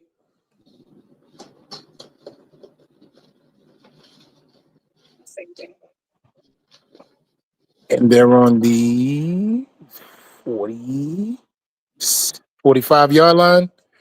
All right. Swing pass over to Gibbs to the left-hand side, and he's tackled for a loss, actually. 2 yards. So it'll be 3rd and 10. Good defense by the Kansas City Chiefs. They read that play all the way. Drew Tranquil, the linebacker. Great instincts on that play.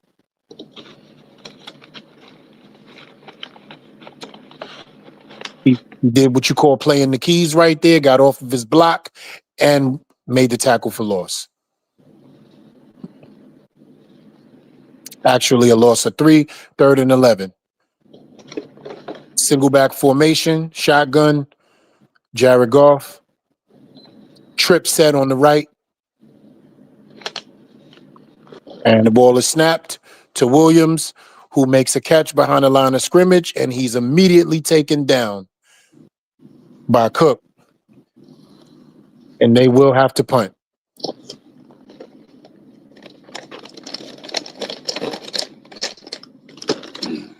Good play right there. It seems like they came up with the actual first defensive stop of the second half. Now, can they turn it into points and run away with this game, or will Detroit answer with their own defensive stop? Ball is snapped, punt is away, and he fills it at the 6-yard line, and he falls down. So they will have to go 94 yards, ladies and gentlemen, for a touchdown. He will be at the 6-yard line, 3rd quarter, 6 minutes and 42 seconds remain for a timeout break. We'll be back.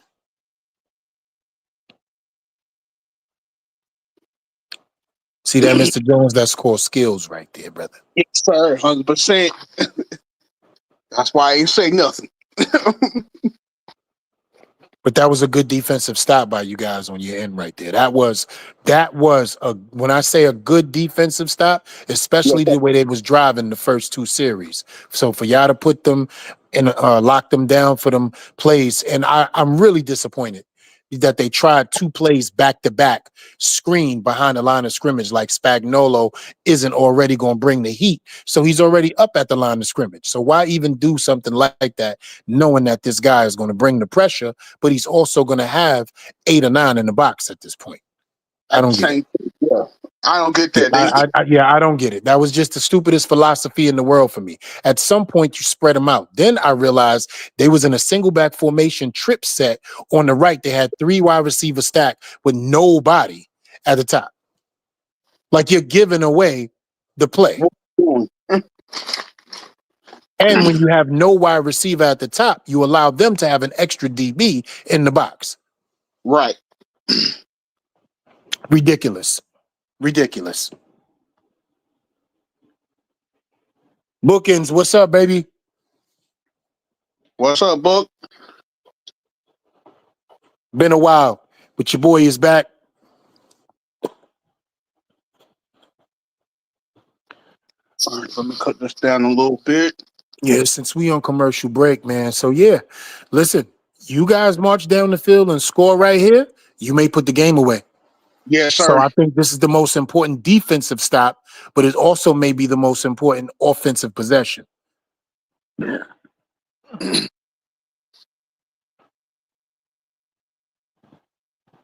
that defensive guy look young as heck?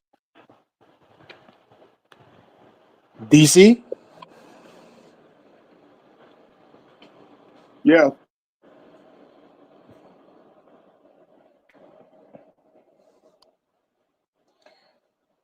Are you guys starting a new left tackle this game?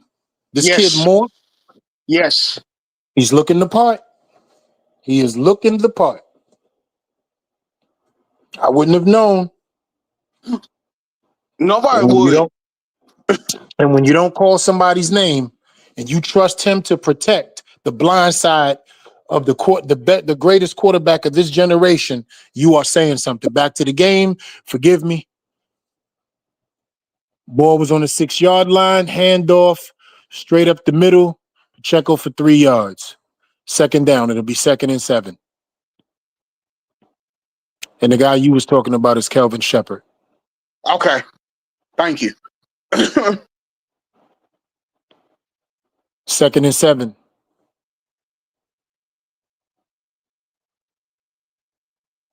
Ball at the 10-yard line. Single back formation. Dub set on the left. Isaiah Worthy in motion from left to right. Stops. Mahomes. He runs out of the pocket on the left-hand side. Throws incomplete to Pacheco. He didn't even get around. 3rd and 7. Detroit has to hold them right there in order to get momentum for a short field. So let's see. It always sounds good till it's Patrick Mahomes with the ball in his hands. Right. Let's see what the formation is on offense. 3rd and 7 at the 10-yard line. Single back formation, 4 wide receiver set. Kelsey in motion into the slot. Pass rush. Mahomes complete to Kelsey for 17-yard gain.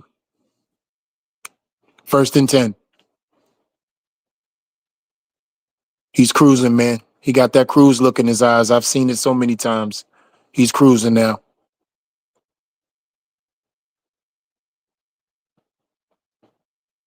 That's it. That's it. Once he starts that, it's a problem. All right. Ball at the 19-yard line. 1st and 10. Single back formation. Mahomes scans, looks, scans, line of scrimmage, crosses over, 2-yard gain. They tackle him on a quarterback keeper.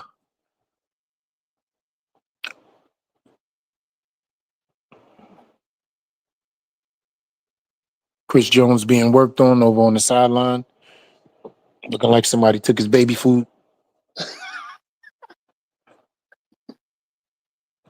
Ball at the 29. Snaps. Incomplete. Thrown at the feet of the wide receiver.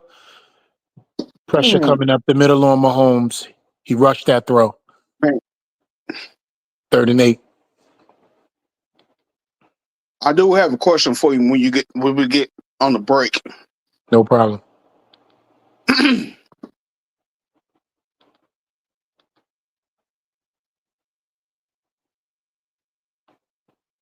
It was the pressure by Aiden Hutchinson was getting it. Also got his hand up that made Mahomes sidearm that throw low.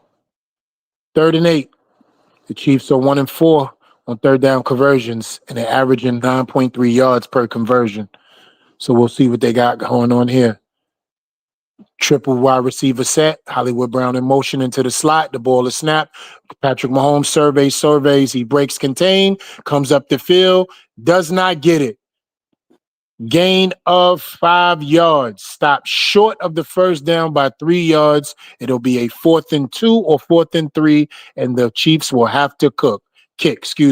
What a great stop by the Detroit Lions right there, because if they keep this drive going, they keep that defense on the field, and they take control of this game. So, great stop by the Detroit Lions right there.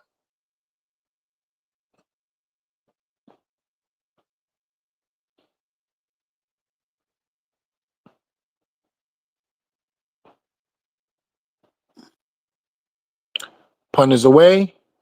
Khalif Raymond will be waiting back at his 15, and he fair catches at the 18-yard line. And when we return, Jared Goff and the Detroit Lions offense will take the field with 3:34 to go in the 3rd quarter. What was your question, brother? Okay. I understand, but at the same time, I don't understand.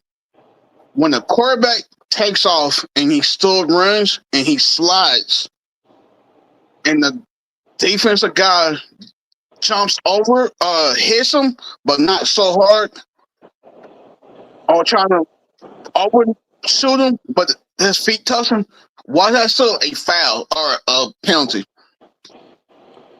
Are you confused that it's not a penalty, or you think it should be one? That's what I'm confused at on that part. Like, should it or should it not be a penalty? Like you said, yeah. It definitely should not be a penalty because after the quarterback breaks contain, he is considered a free runner. So he can get hit just like any other player as long as it's not above his neck and it's not targeting, meaning as a player leaves his feet to hit him. But once you slide like that, or you get hit one time and you have not hit the ground yet, you are free range chicken, as they say. All right. I hope that explanation brought some clarity for you, my brother. Yes, it did, my brother. But I have noticed the difference between college and pros. It just like amazes me how much it's different, you know? Because you know why, right? A Because little now bit. that money is involved, and I gotta protect my investment. These NIL deals are having kids transfer from Power 5 schools to these regular universities to help them, and they gotta protect their investment. Gotcha. Ooh. Yeah, that's what blows me away.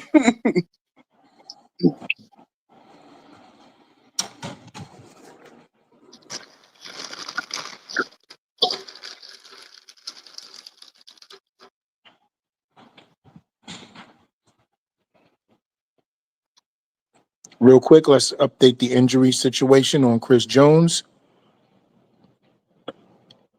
I think he had a dead arm. Yes. I think that's what they call a dead arm when you get hit in your nerves between your forearm and elbow, and it just goes dead. And I think the contact with Gibbs in his arm hit those nerves right there, and he had a dead arm right there. And I'm calling the game. I apologize. Jared Goff, back up, small screen to Montgomery, and a pickup of my stream just flipped out. Hate that.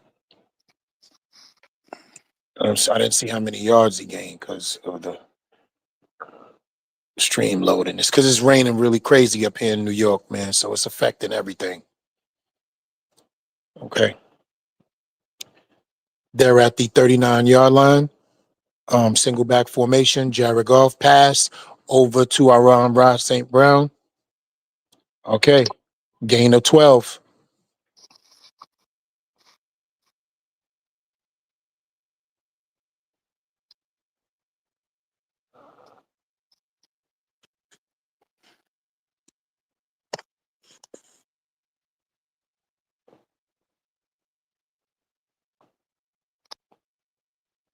They're going up tempo themselves here in Detroit,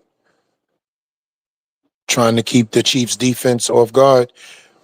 49-yard line, ball is snapped. Jared Goff looks over to his left. Completion again to St. Brown. Another 12-yard gain. They are moving the ball with ease now. That Chiefs defense seemed to have something missing with Chris Jones on the bench at this point.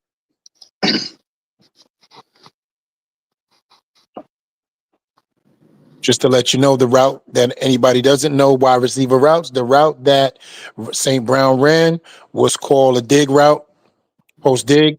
Just stood there right in the soft zone behind the linebackers. Then he got 4 yards yak. Single back formation, ball is snapped. Jared Goff looks to his right, first read. Once again, St. Brown coming across on the crosser. 7-yard gain. 2nd and 3. 1:20 to go in the half, in the third quarter. And the Detroit Lions have moved the ball in less than 2 minutes, 48 yards.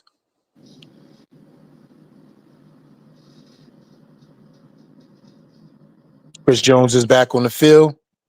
Doesn't look himself. Hands on his hips means he's fatigued. Okay. Single back formation, 3 wide receiver set.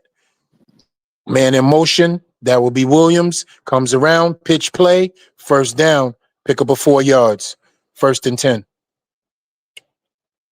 Clock ticking. They're going to take as much time as they need to off this drive just to keep the Chiefs defense on the field.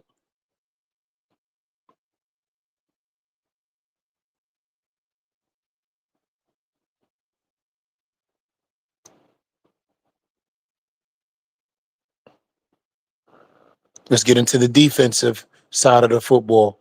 1, 2, 3, 4. Spagnuolo is rushing 4. Seems like he'll rush 5 right now. Nope. Put the cornerback in motion. Has to play spy. Pass over to Montgomery. Pickup of 5, 10, 12-yard gain. 1st and goal. 8 seconds left remaining in the quarter. Detroit is on the move. And that will end the 3rd quarter, ladies and gentlemen. Thank you very much, my brother Ernest. You're welcome, man.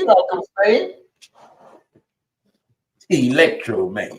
You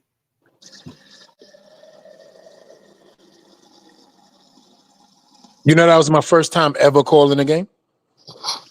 You did a good job doing it. Brother, you've been on these streams with us for 4 years now. You knew But this I've shit. never, You know yeah, how but to I've do that. never had to do that. I'm just listening to you guys. There's a first time for everything, and you did spectacular, sir. You know, ready? I was ready. He said, put me in the game, coach. Somebody go get knocked the fuck out. I, for one, appreciate it. E-Man Perry, book and tackles, Nimmer, Jesus Martinez. Yes, Nemar. What's going on, my brothers? Let me answer Nemar's question because I don't think he was here when I said it. Yes, Nemar, they are definitely interested in Chris Olave, but as I said earlier, the Saints want an arm, leg, and a chicken wing, which is respectfully the right thing to try to do, right? You want somebody of that caliber, you're gonna try to fleece all day. So, yep. And Garrett Wilson not only comes with a big payday, he also comes with, you're going to have to understand the offense now with him, Malik Neighbors, Wan'Dale Robinson, he whose name we don't mention. They got a 3-year extension. So I don't know if Brian Dable can actually dial up an offense with that much firepower. I'm just talking the way that I feel. If he could, he could. I just never seen it. Listen, I'm gonna go ahead and put this out there now. I'm glad we beat the Eagles. It's always great to beat the Eagles. Tired of hearing them talk shit all the time. But you know, I kind of wanted to start this season like 0-6 so we could fire that motherfucker, man. I have no confidence in him. I think he's gonna ruin Dart the longer he stays with him. I have no confidence in Brian Dable nor Joe Shane. I think they both should be out the door. But if we snap off like a 4-game winning streak, then I'll change my frame of thinking and I'll say, hey, maybe they got something here. But you know, I got all the faith in the players. I just have no faith in Brian Dable as head coach. And I have been 3 years in the game, and the game is back on. I'll let you make the call. All right, 2nd and goal. 14-40, 39. We're on the same wavelength. 14-33. Yes, yep. All right. And I've been off the Brian Dable train for 3 years. Welcome. Man in motion, Jerry Goff in shotgun. Laporta in motion, ball is snapped. Goff looking, fires to Laporta in the end zone. Caught for the touchdown. There it is. Now, if they stop the Chiefs here and they score another touchdown, it could end up 24-20.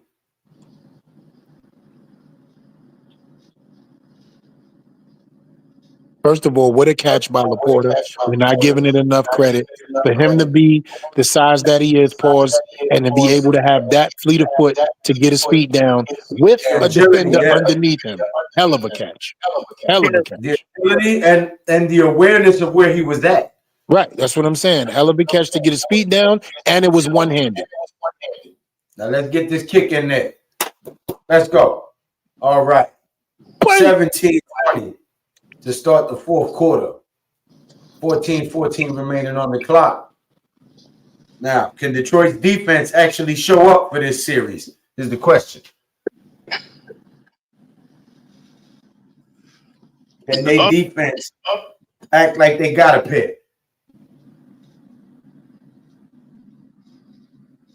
You know what I'm saying? Yep. Sunday night football. You know what I'm saying? We being all PG. It's Sunday night football. Your kids should be asleep right now. It's 10:30. You know where your kids are. Oh, yeah. I'm down here. I'm like, not much time for me. Bronx mothers was be like, with you. Just kidding.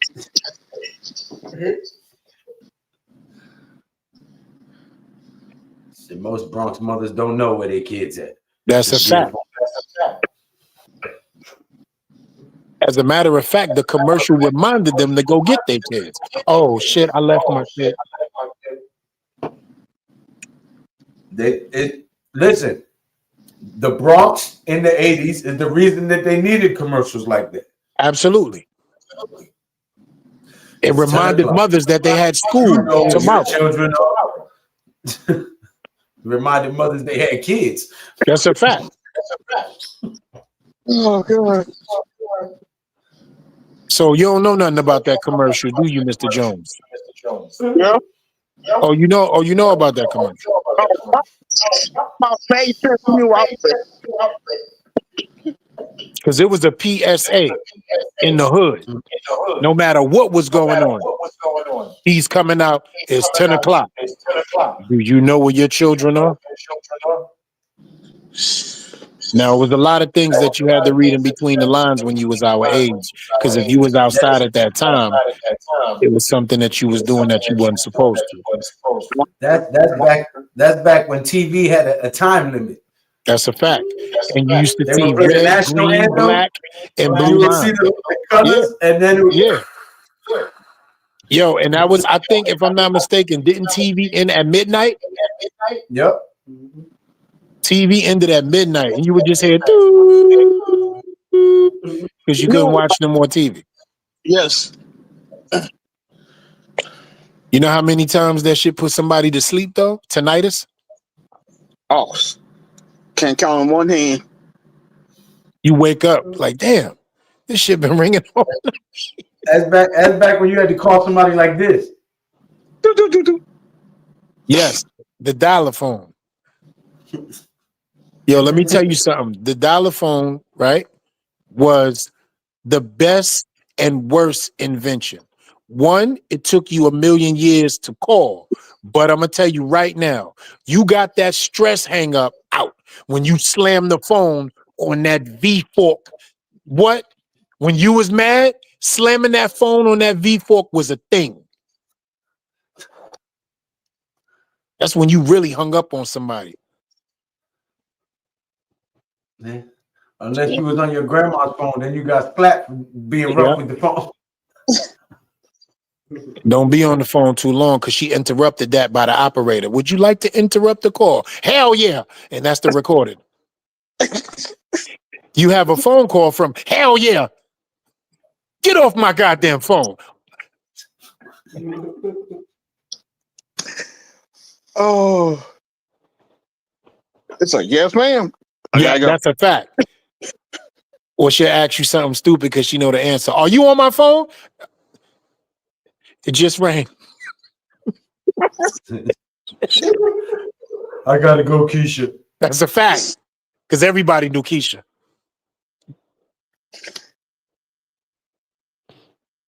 Why your grandmother be at Keisha? Don't do that. Don't do that. Don't do that. She's not a regular person. Don't do that. Grandma hit you with the back of the hammer, motherfucker. I'm telling you. She'll hit you with the back of that phone. roughing the passer, defense. Oh, sneezing on the quarterback. Here we go. Stupidity, man. Stupidity. Or your grandmama give you that crazy look. You knew you had to get off the phone. Yo, she would do this walk by, right? When you was on the phone, it was a walk by. And it was a look over. And you put your head down like, yo, Ramel, I'll call you tomorrow, bro. Yeah, he chilled. Yeah. Yo, listen, I'll call you tomorrow, bro. grandma could throw shit around the corner, through the door around the corner on your ass. Hit you with the chancleta from around the corner. You already know what time it is. And you say to yourself, how does this chancleta, we talking in a different language, how does this slipper The flip have flop, that yeah. type of aerial greatness to it? Like, how did it hit that angle? How did she get the curvature around the door frame? Yeah, I like need a to know. boomerang on it. Yo. Like, And then walked into the slipper after it hit you. Because she only got one on, and that's not her vibe. So she walked into the slipper she hit you with. Yeah. Just making sure you. Yeah, yeah, she didn't bend down and pick it up. She just put no, her she foot back walked in. right into it, bro. Soup. And then got the nerve to tell you lucky it was a slipper this time. And stop crying before I give you something to cry about. As if you didn't already.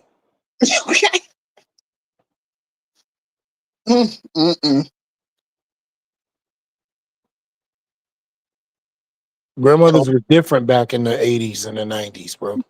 Oh, heck yeah. They drunk 40s out the bottle. And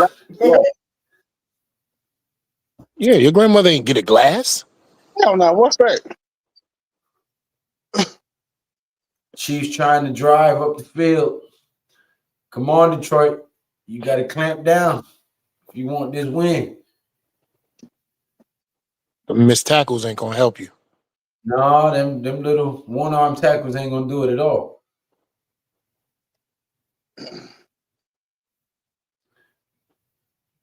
And they did another one. Let them get a first down. Yeah. Juju Smith-Schuster. Yo, y'all ever seen the movie Top Gun? The first one? Yeah. The old school, yeah. Yeah. The old one. Yo, Jared Goff looked like Slider. Remember Iceman's wingman? Yes. He do look like him.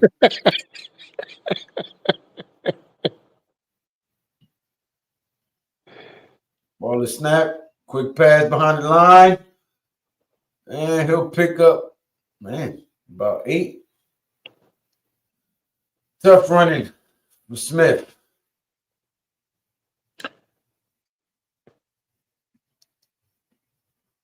What the hell is wrong with On a quick little screen pass.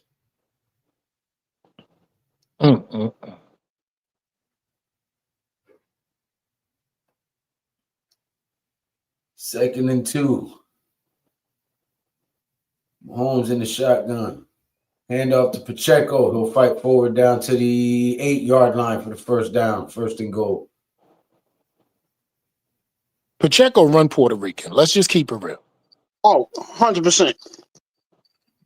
What the hell does that mean? I'm offended. Listen, being from the Latino descent, it means that he's running for real.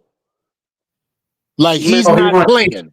He runs angry, yeah. Yes, he's not playing. Like, yo, he runs like something happened and he needs to get there. Hold on, abuelita, hold on. He's stupid. I call me.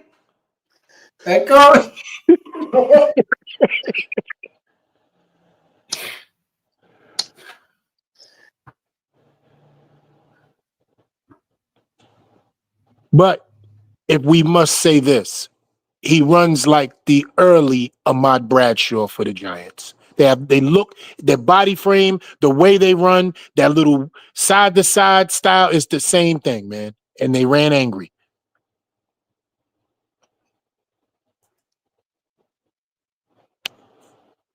Mahomes rolls out to his left, fires outside the end zone. 3rd and goal.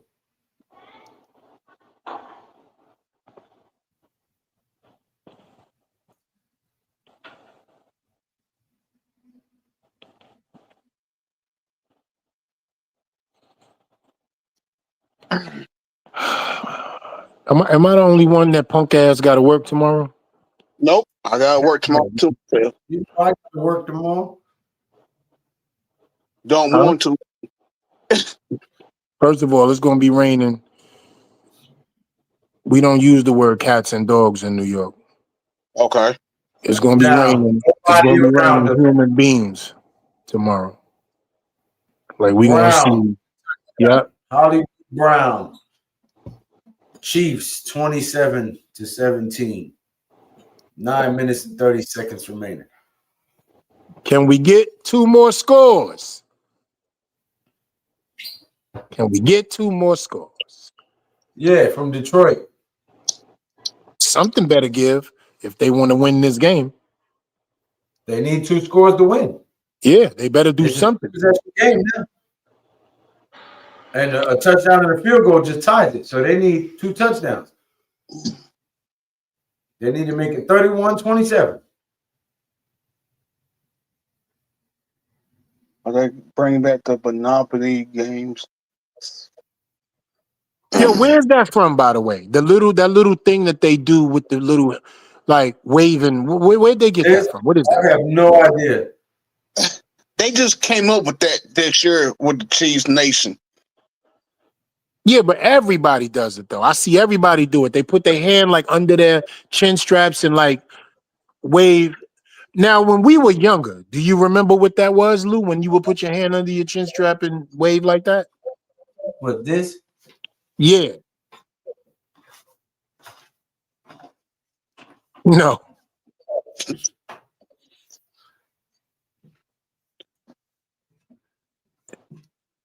What'd that say?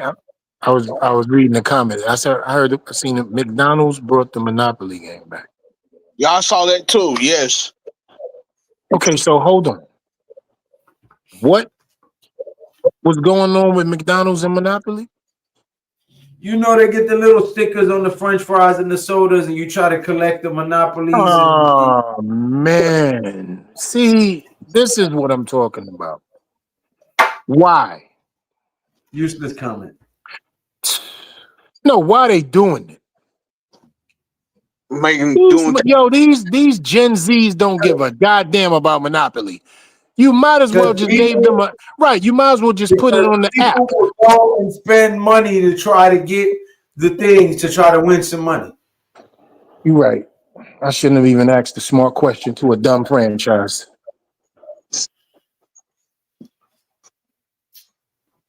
People gonna spend the money because they think they have a shot of winning the money. Same thing as the lotto. How many people you know have actually won the Mega Millions or some shit like that? But I don't know nobody, and I wish they would have walked through our hood after the winnings.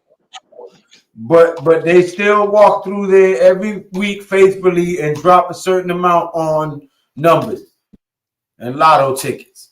Yes. Because they're hoping that they're that lucky winner one day and they'll spend that money. Same shit. People gonna go buy extra fries or extra upsize their drink or whatever just to get that little sticker, hoping to win the $50,000 or whatever. And like oh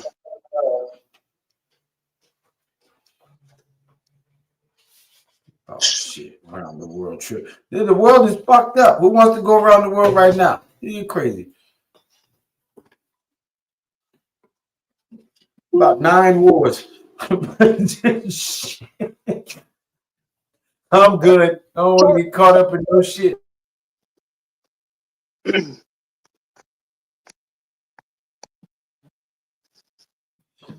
Be on a damn video with a potato sack. No, I'm good. You know when it rain and you're scared? What? Yeah. I thought I was the only person that felt that way, but I'm so happy I was able to bring the truth. I remember being a kid in the rains. I would just go outside just to play in it. Right. But now as a grown man, you just be scared. Like, I don't want to go outside. Now I'm What? Like, I just, when it rains, I just don't want to go outside no more. I work in that shit. Yeah, I'm good. just He's scared when it rains. Yeah, bro. I don't know what's up. When I guess at the age, I just be like, yo, look, I'll see y'all next week. Why? It's raining. He said, if you got the blue properties, you win a Winnebago. You mean Boardwalk and Park Place? Or you talking about like the light blue ones like Ventnor? Yeah.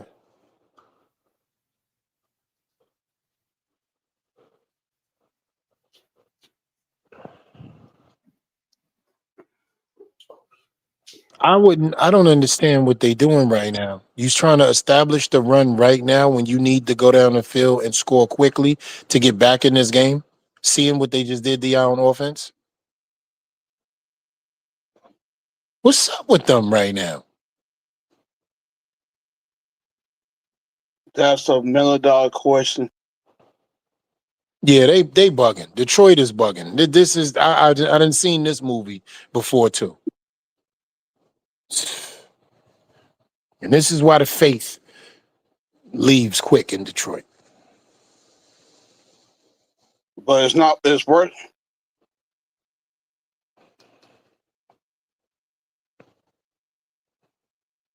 What E-Man said? Both Both division. division winning coaches. No, he was.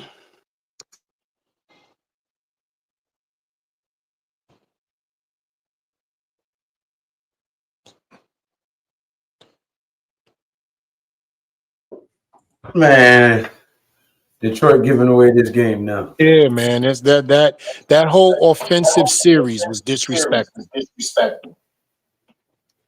Come on now.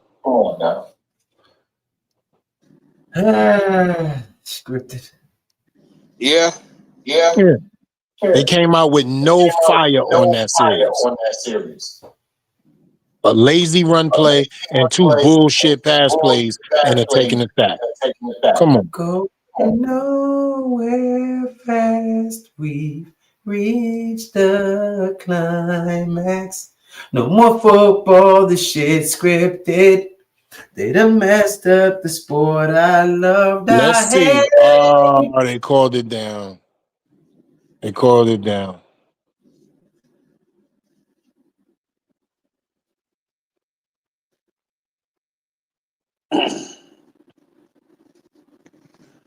Both great programs. Now let's see if we can do that over here. Right. When the last year y'all went to Chile.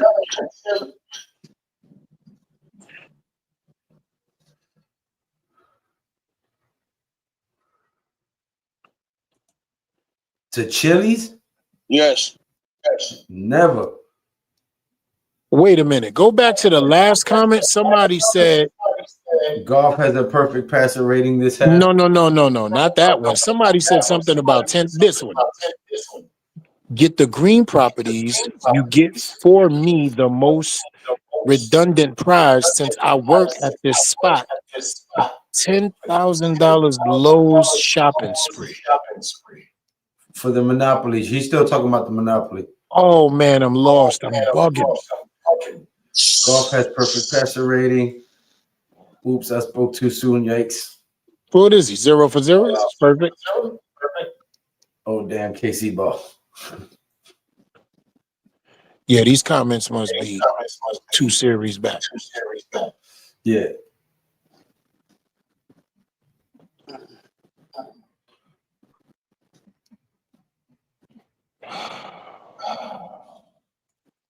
It's a good game all in all, but Kansas City took control late. And it seems that Detroit is becoming unraveled, undisciplined, and can't protect all of a sudden.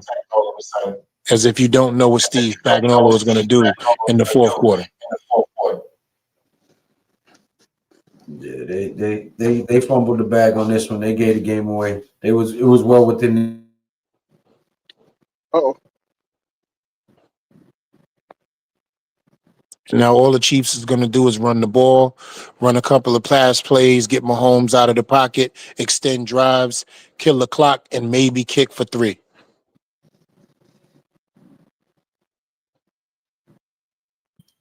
No, Imam Perry, I'll be real with you. If Dable don't mess it up, they could. But with Dable there, I have no faith that they can keep it going. Listen, if they do, I'll be ecstatic. But I just don't think with him at the helm. And I'm going to tell you now, Imam, the Broncos will not let us score on that first drive. Them same plays is not going to get it versus them. That pass rush, and they have a cornerback that takes away one half of the field in Patrick Surtain. And we don't have a wide receiver that's better than him on offense than what he is on defense at all.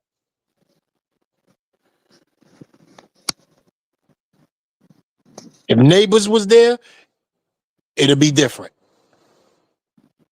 But ain't no damn Bo Collins or Lil Jordan Humphrey taking no damn Patrick Surtain to school.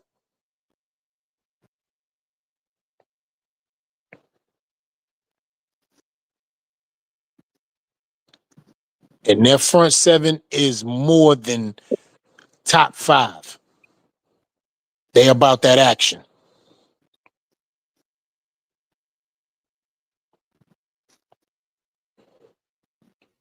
Yeah, the Broncos ain't no joke. Yeah, it ain't no joke. Now, I will say well-balanced this. breakfast over there. I said this a while back, and I'm just going to repeat it because Wink Martindale was right the whole time. And I made a video saying that when they let him go. And I stand by that today. If Wink Martindale was our defensive coordinator, this defense would be scary.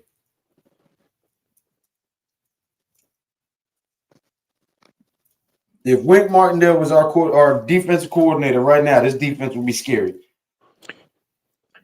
Man, first of all, the way that he would be using our front 7 would be crazy. Crazy. He had Deontay Banks playing his best football. Could you imagine what he could do with Brian Burns, Abdul Carter, Kayvon Thibodeau, Dexter Lawrence, Darius Alexander? Yes, I can.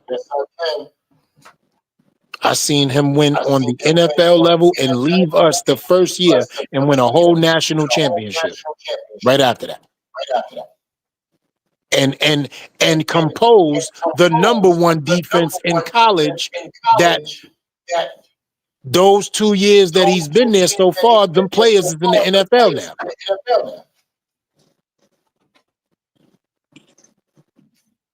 I know exactly who that man is.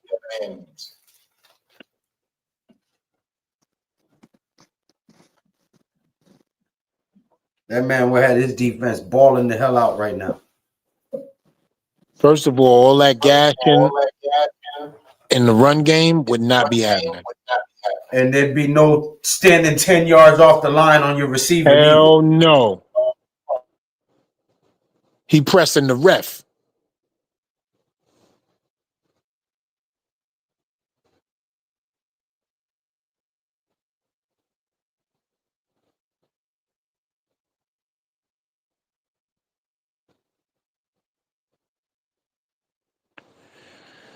Well, he won his first year in college. I believe So that his story wholeheartedly. definitely ain't over. Yeah, I believe that wholeheartedly. When he come back to the NFL, he gonna shut a lot of people up because they was like, "Oh, well, he's a defensive-minded guy." Bill Belichick was a defensive coordinator too. That didn't stop him from being a great head coach. no, it sure wasn't. Can you call this play, Lou? Absolutely. 1st and 10. First time out for the Detroit Lions. Kareem Hunt disrespected Rock Ya-Sin. Oh, right there where he ran him over. Yes. Well, it ain't disrespectful. You allowed it. You disrespected yourself. You low man wins. You supposed to get low. You don't let him get lower than you. You gotta listen to the Yin Yang Twins. In order to play good football, you gotta listen to the Yin Yang Twins. Get low, get low, get low. Get dead. Because that's what Rock Ya-Sin just did. Yeah, he just died. He just died. Yeah. You gotta go read the hadiths to find out the rest of his story. You take him off the field and you put the blue tint on him and zip it up. Just put him in the blue tent, zip it up. Nobody else go in there. Here lies Rock Ya-Sin. The epithet reads,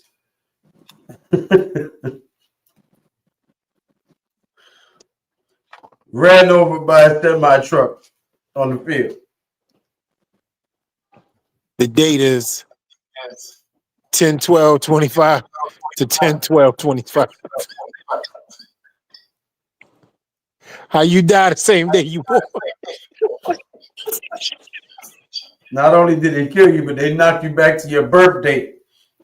Yo, you was 0 years old when you died. 1 day old, because that's how you. Yo, I can't believe he just. Jeez, man. And then Patrick Mahomes come over to amp it. Then they got the big bang in reverse. Yo.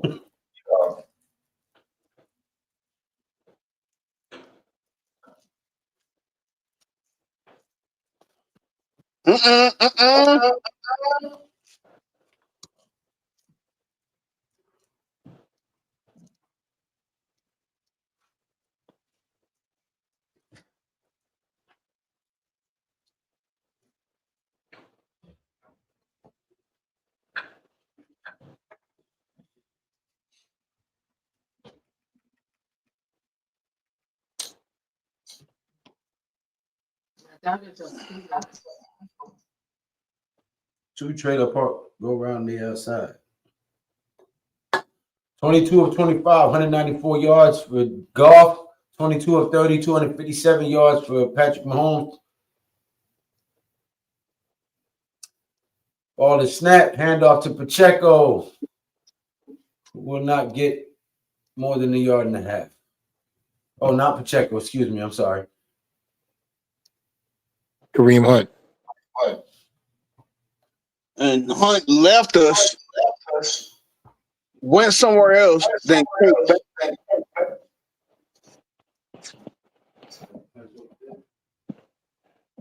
No, sorry.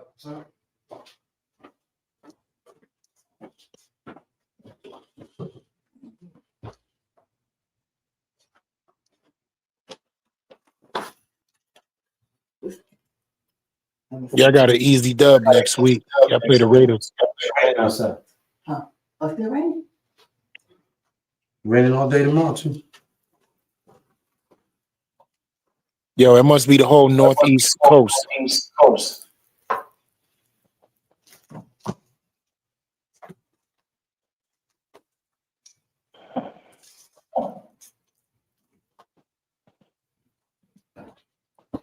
Yeah, it's been raining since what? Shit, all morning. All day. Yes, it started maybe around mid-afternoon, late afternoon here. Yep.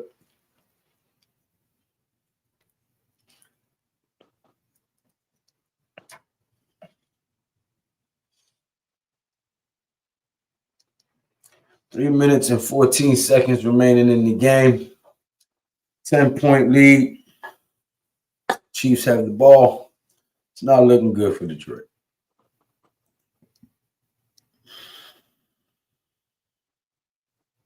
Yes, he did. Yes, he did. Yes, he did, Tackles, by putting him in the right position on the football field. When he put Dexter Lawrence at nose tackle, he became the star that he is today. Absolutely.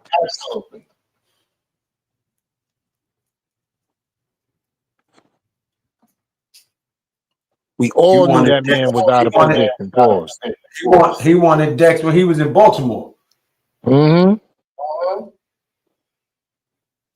You know that Ben McAdoo wanted Patrick Mahomes, right? Yep.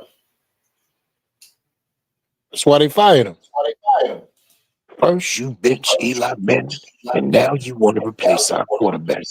You can't get it because you ain't got it. Got him out of there. I mean, that hairdo set it off. First of all, the blazer. You know, those slick back. This is not 1972, brother. Yo, do you remember the little kid that used to look just like Ben McAdoo at every game? Yes. Little McAdoo. Who was the other guy that did it? Jimmy Kimmel? Yeah. Didn't Jimmy Kimmel do it too? Yeah, playing around.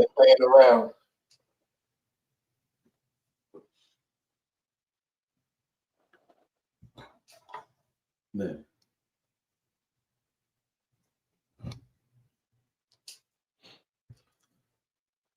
Has anybody seen Tron Ares yet? No, I was just telling my lady about the original Tron. She didn't know what Tron was. I'm like, what? I'm like, you don't remember Tron from the 80s? She's like, no. I was like, 1982, Tron. That movie was ahead of its time. So was Lawnmower Man.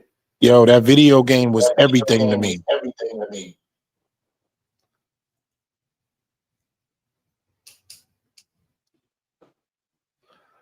I've been said that, Perry, but everybody tried to kill me when I said Daniel Jones wasn't the problem. The coaching and the owners was.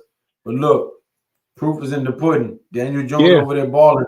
We all got crucified. We still under 500. Daniel Jones over there balling. He was twerking, remember? That was the disrespect to me. I'm over here twerking for Jones. Okay. Dude is an MVP candidate. Yep. Leading the league right now. Yeah. And making throws that nobody respected him for at all, that he used to make in his rookie season when he was here. He's threading the needle on at least 2 to 3 passes a game. And that's what makes him dangerous. And he can run. Yeah. And he's learned how to be a better complete passer and run when he needs to, but you forget he still got the wheels. Yo, Detroit got the Bucks, Vikings, Commanders, and Eagles. Damn, they got a schedule.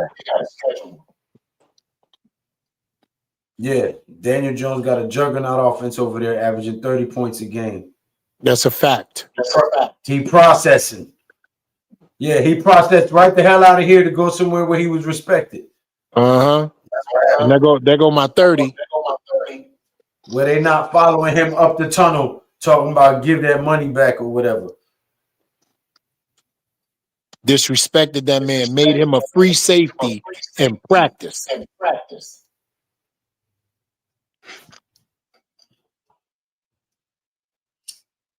He went to Mara, was like, yo, just let them release me, bro. Just release me, bro. Word. He went to Mara and said that. Yo, just release me, man. The way I don't need to be disrespected like this. Just release me, man. Wow. You gonna try to convert me to a safety? Because your That's bum ass offense averaging 11.3 points per game. At that time, we was averaging 11.3 points per game. You want to try to make me a safety in practice squad because your bum ass offense? Nah, I'm good. You want to run me 125 times a season when I get paid to throw the ball? Didn't your GM just say we didn't pay Saquon, we didn't pay Daniel Jones $12 million to turn around and hand the ball off? No. So I mean, we didn't pay Daniel Jones $40 million to turn around and hand the ball to a $12 million running back. No, you paid him $40 million to run over there and get his neck hurt. Right. 2 necks, a ACL. Come on. Had that man bleeding out of both of his nostrils versus the Cowboys. He already trying to kill Dart. He already trying to kill Dart. And I'm telling you, bro, he ran to the blue tent because he thought his job was over. If that kid wouldn't have came out of the tent, Brian Dable would have been fired. Man, Perry, you ain't telling me nothing I don't already know, bro. Brian Dable runs his quarterbacks on average 125 times a year, and he runs his running backs 150. And I try to tell everybody he's not running any system different than when Daniel Jones was here. He's not running no different system. That your quarterback should be running only 25 times less than your fucking running back. There's no reason for that. No questions about it.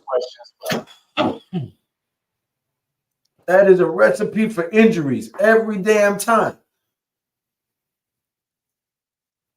Because he keeps believing every quarterback is 6'5", 235, 240. They're not. If that's the case, why are we getting receivers? If the quarterback's going to run 125 times and the running backs is going to run 150 times, what the hell are we doing with receivers? And watch how that scheme does not work against the Broncos. They're the best at keeping quarterbacks contained in the pocket and making them beat you with their arms. We should know. Chiefs fans should know that.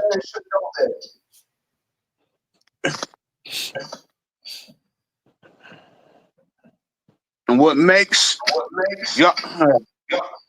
The only reason we look decent is because this young duo of Scatterboo and Dart have injected the rest of this team with energy, bro.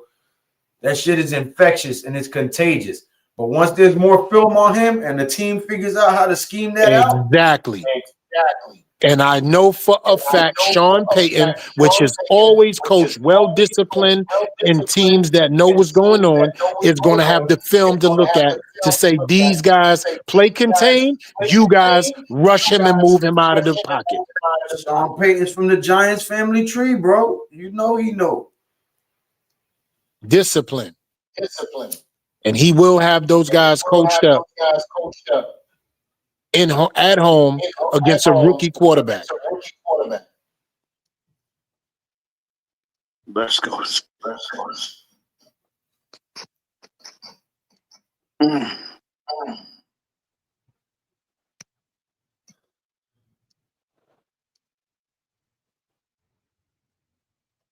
Off in the shotgun, man in motion, 4th and 1, 2 minutes, 3 seconds remaining. Ball is snapped. Goff looking, fires.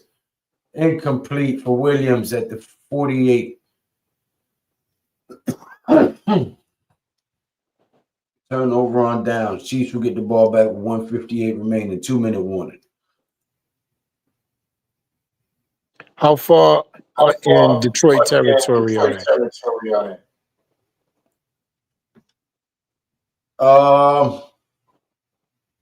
They're in field goal range already.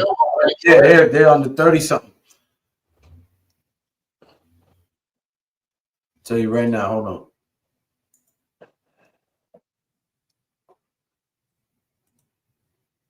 On the 36. On the Detroit 36. So it'll be a 51-yard field goal.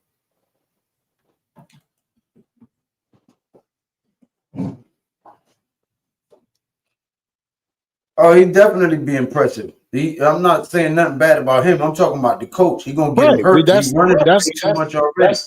And that's all we keep talking about. This has nothing to do with Jared Goff, just like it wouldn't have had anything to do with Shedeur Sanders. It's Brian Dable.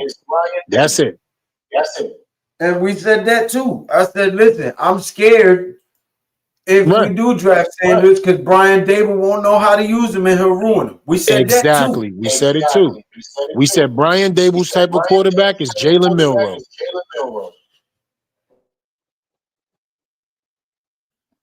Who I interviewed at the Senior Bowl, by the way.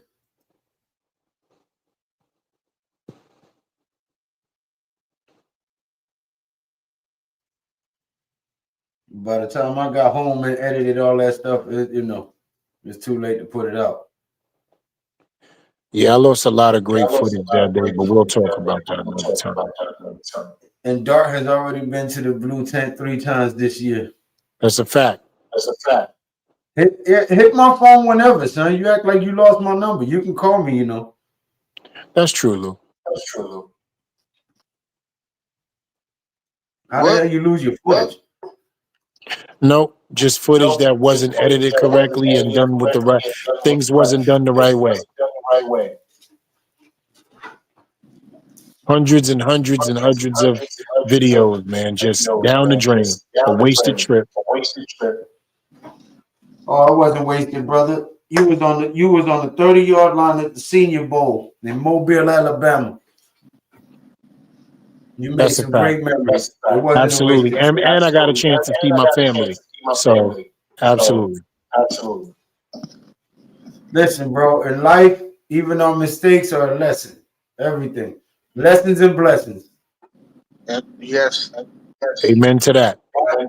Find the lessons in the mistakes and recognize the blessings when God's giving them to you. Learning that every day, one day at a time, 1% a day, bro. Every day. And hallelujah anyhow. We're supposed to count it all the joy, even the That's a bad fact. things. We're supposed to count it all the joy because the good Lord giveth and the good Lord taketh away. Yes, sir. The Chiefs is counting the joy now. Yeah. But he who laughs last, laughs best. Oh, it's a fight. It's a fight. Get him. You ain't gonna do shit. Jones made me think he was fighting.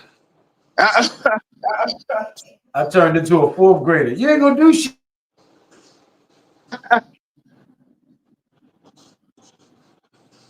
I just looked up and talking y'all just looked up like, oh, it's a fight.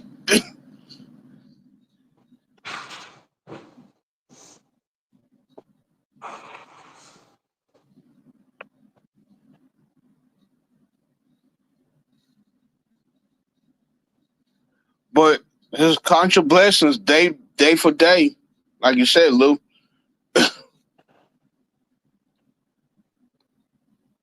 Well, I was close, 30-17.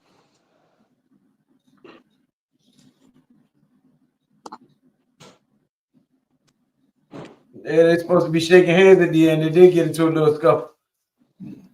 A lot of scuffle. Patrick Mahomes ran over there like he wasn't light skinned.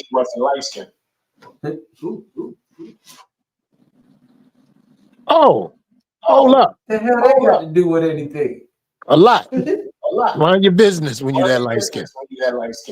Nah, hell nah. I'm talking about him. I'm talking about him in particular. You ain't supposed to run up on nobody with that voice.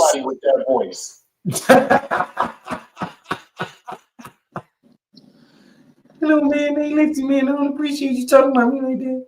Get back. Get the hell back from my teammates. Ooh. What? Hello, guys. This is Kermit the Frog reporting to you live. Right. If somebody don't grab him by his throat and just move him out the way.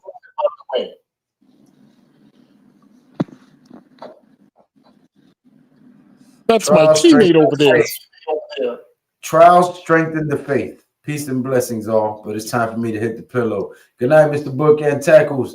Appreciate you as always, man. Have a blessed one.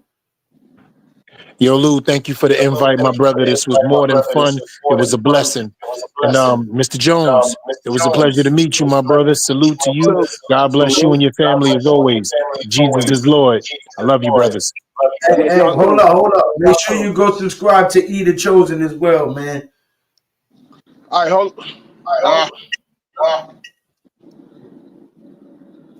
Damn, what's the pin? It's E The Chosen, right? Or Shakedown Media Sports? Which one is it? On YouTube, it's Shakedown Media Network on YouTube.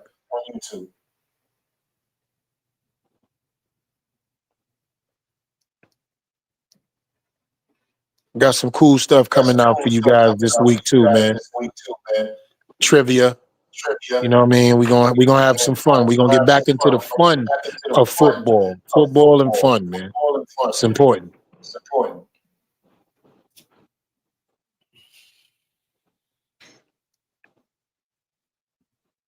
I get it next time. I can't find the pen or paper. The 3 F's: faith, family, and football. Facts.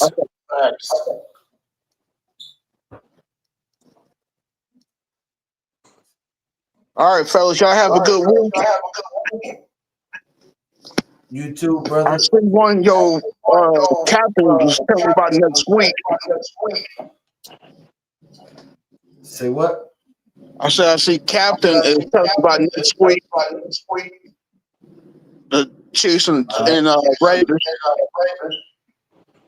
Okay. Yo, how All right, many I'll see y'all prime time Sunday. games do the Chief got? I don't know, but I'm calling Sunday night football faithfully. So, and Saturday night boxing and UFC. So, I might start calling the Monday night games depending on what my schedule look like. But you know, that used to be Joe's night, so I don't know. Yeah. All right, brother. Blessings to you, man. We'll talk soon. All right, have a good one, brother. You too, King. Peace. Everybody, thank you for hitting that like button. Thank you for leaving your comments, thoughts, opinions, and ideas in the comment section. Hit that subscribe button. Do not be a ninja watcher, you heard? And until next time, man, y'all know what it is. This has been another Sunday Night Football with Big Lou, G Nation Inside Sports. And y'all have a good one, man.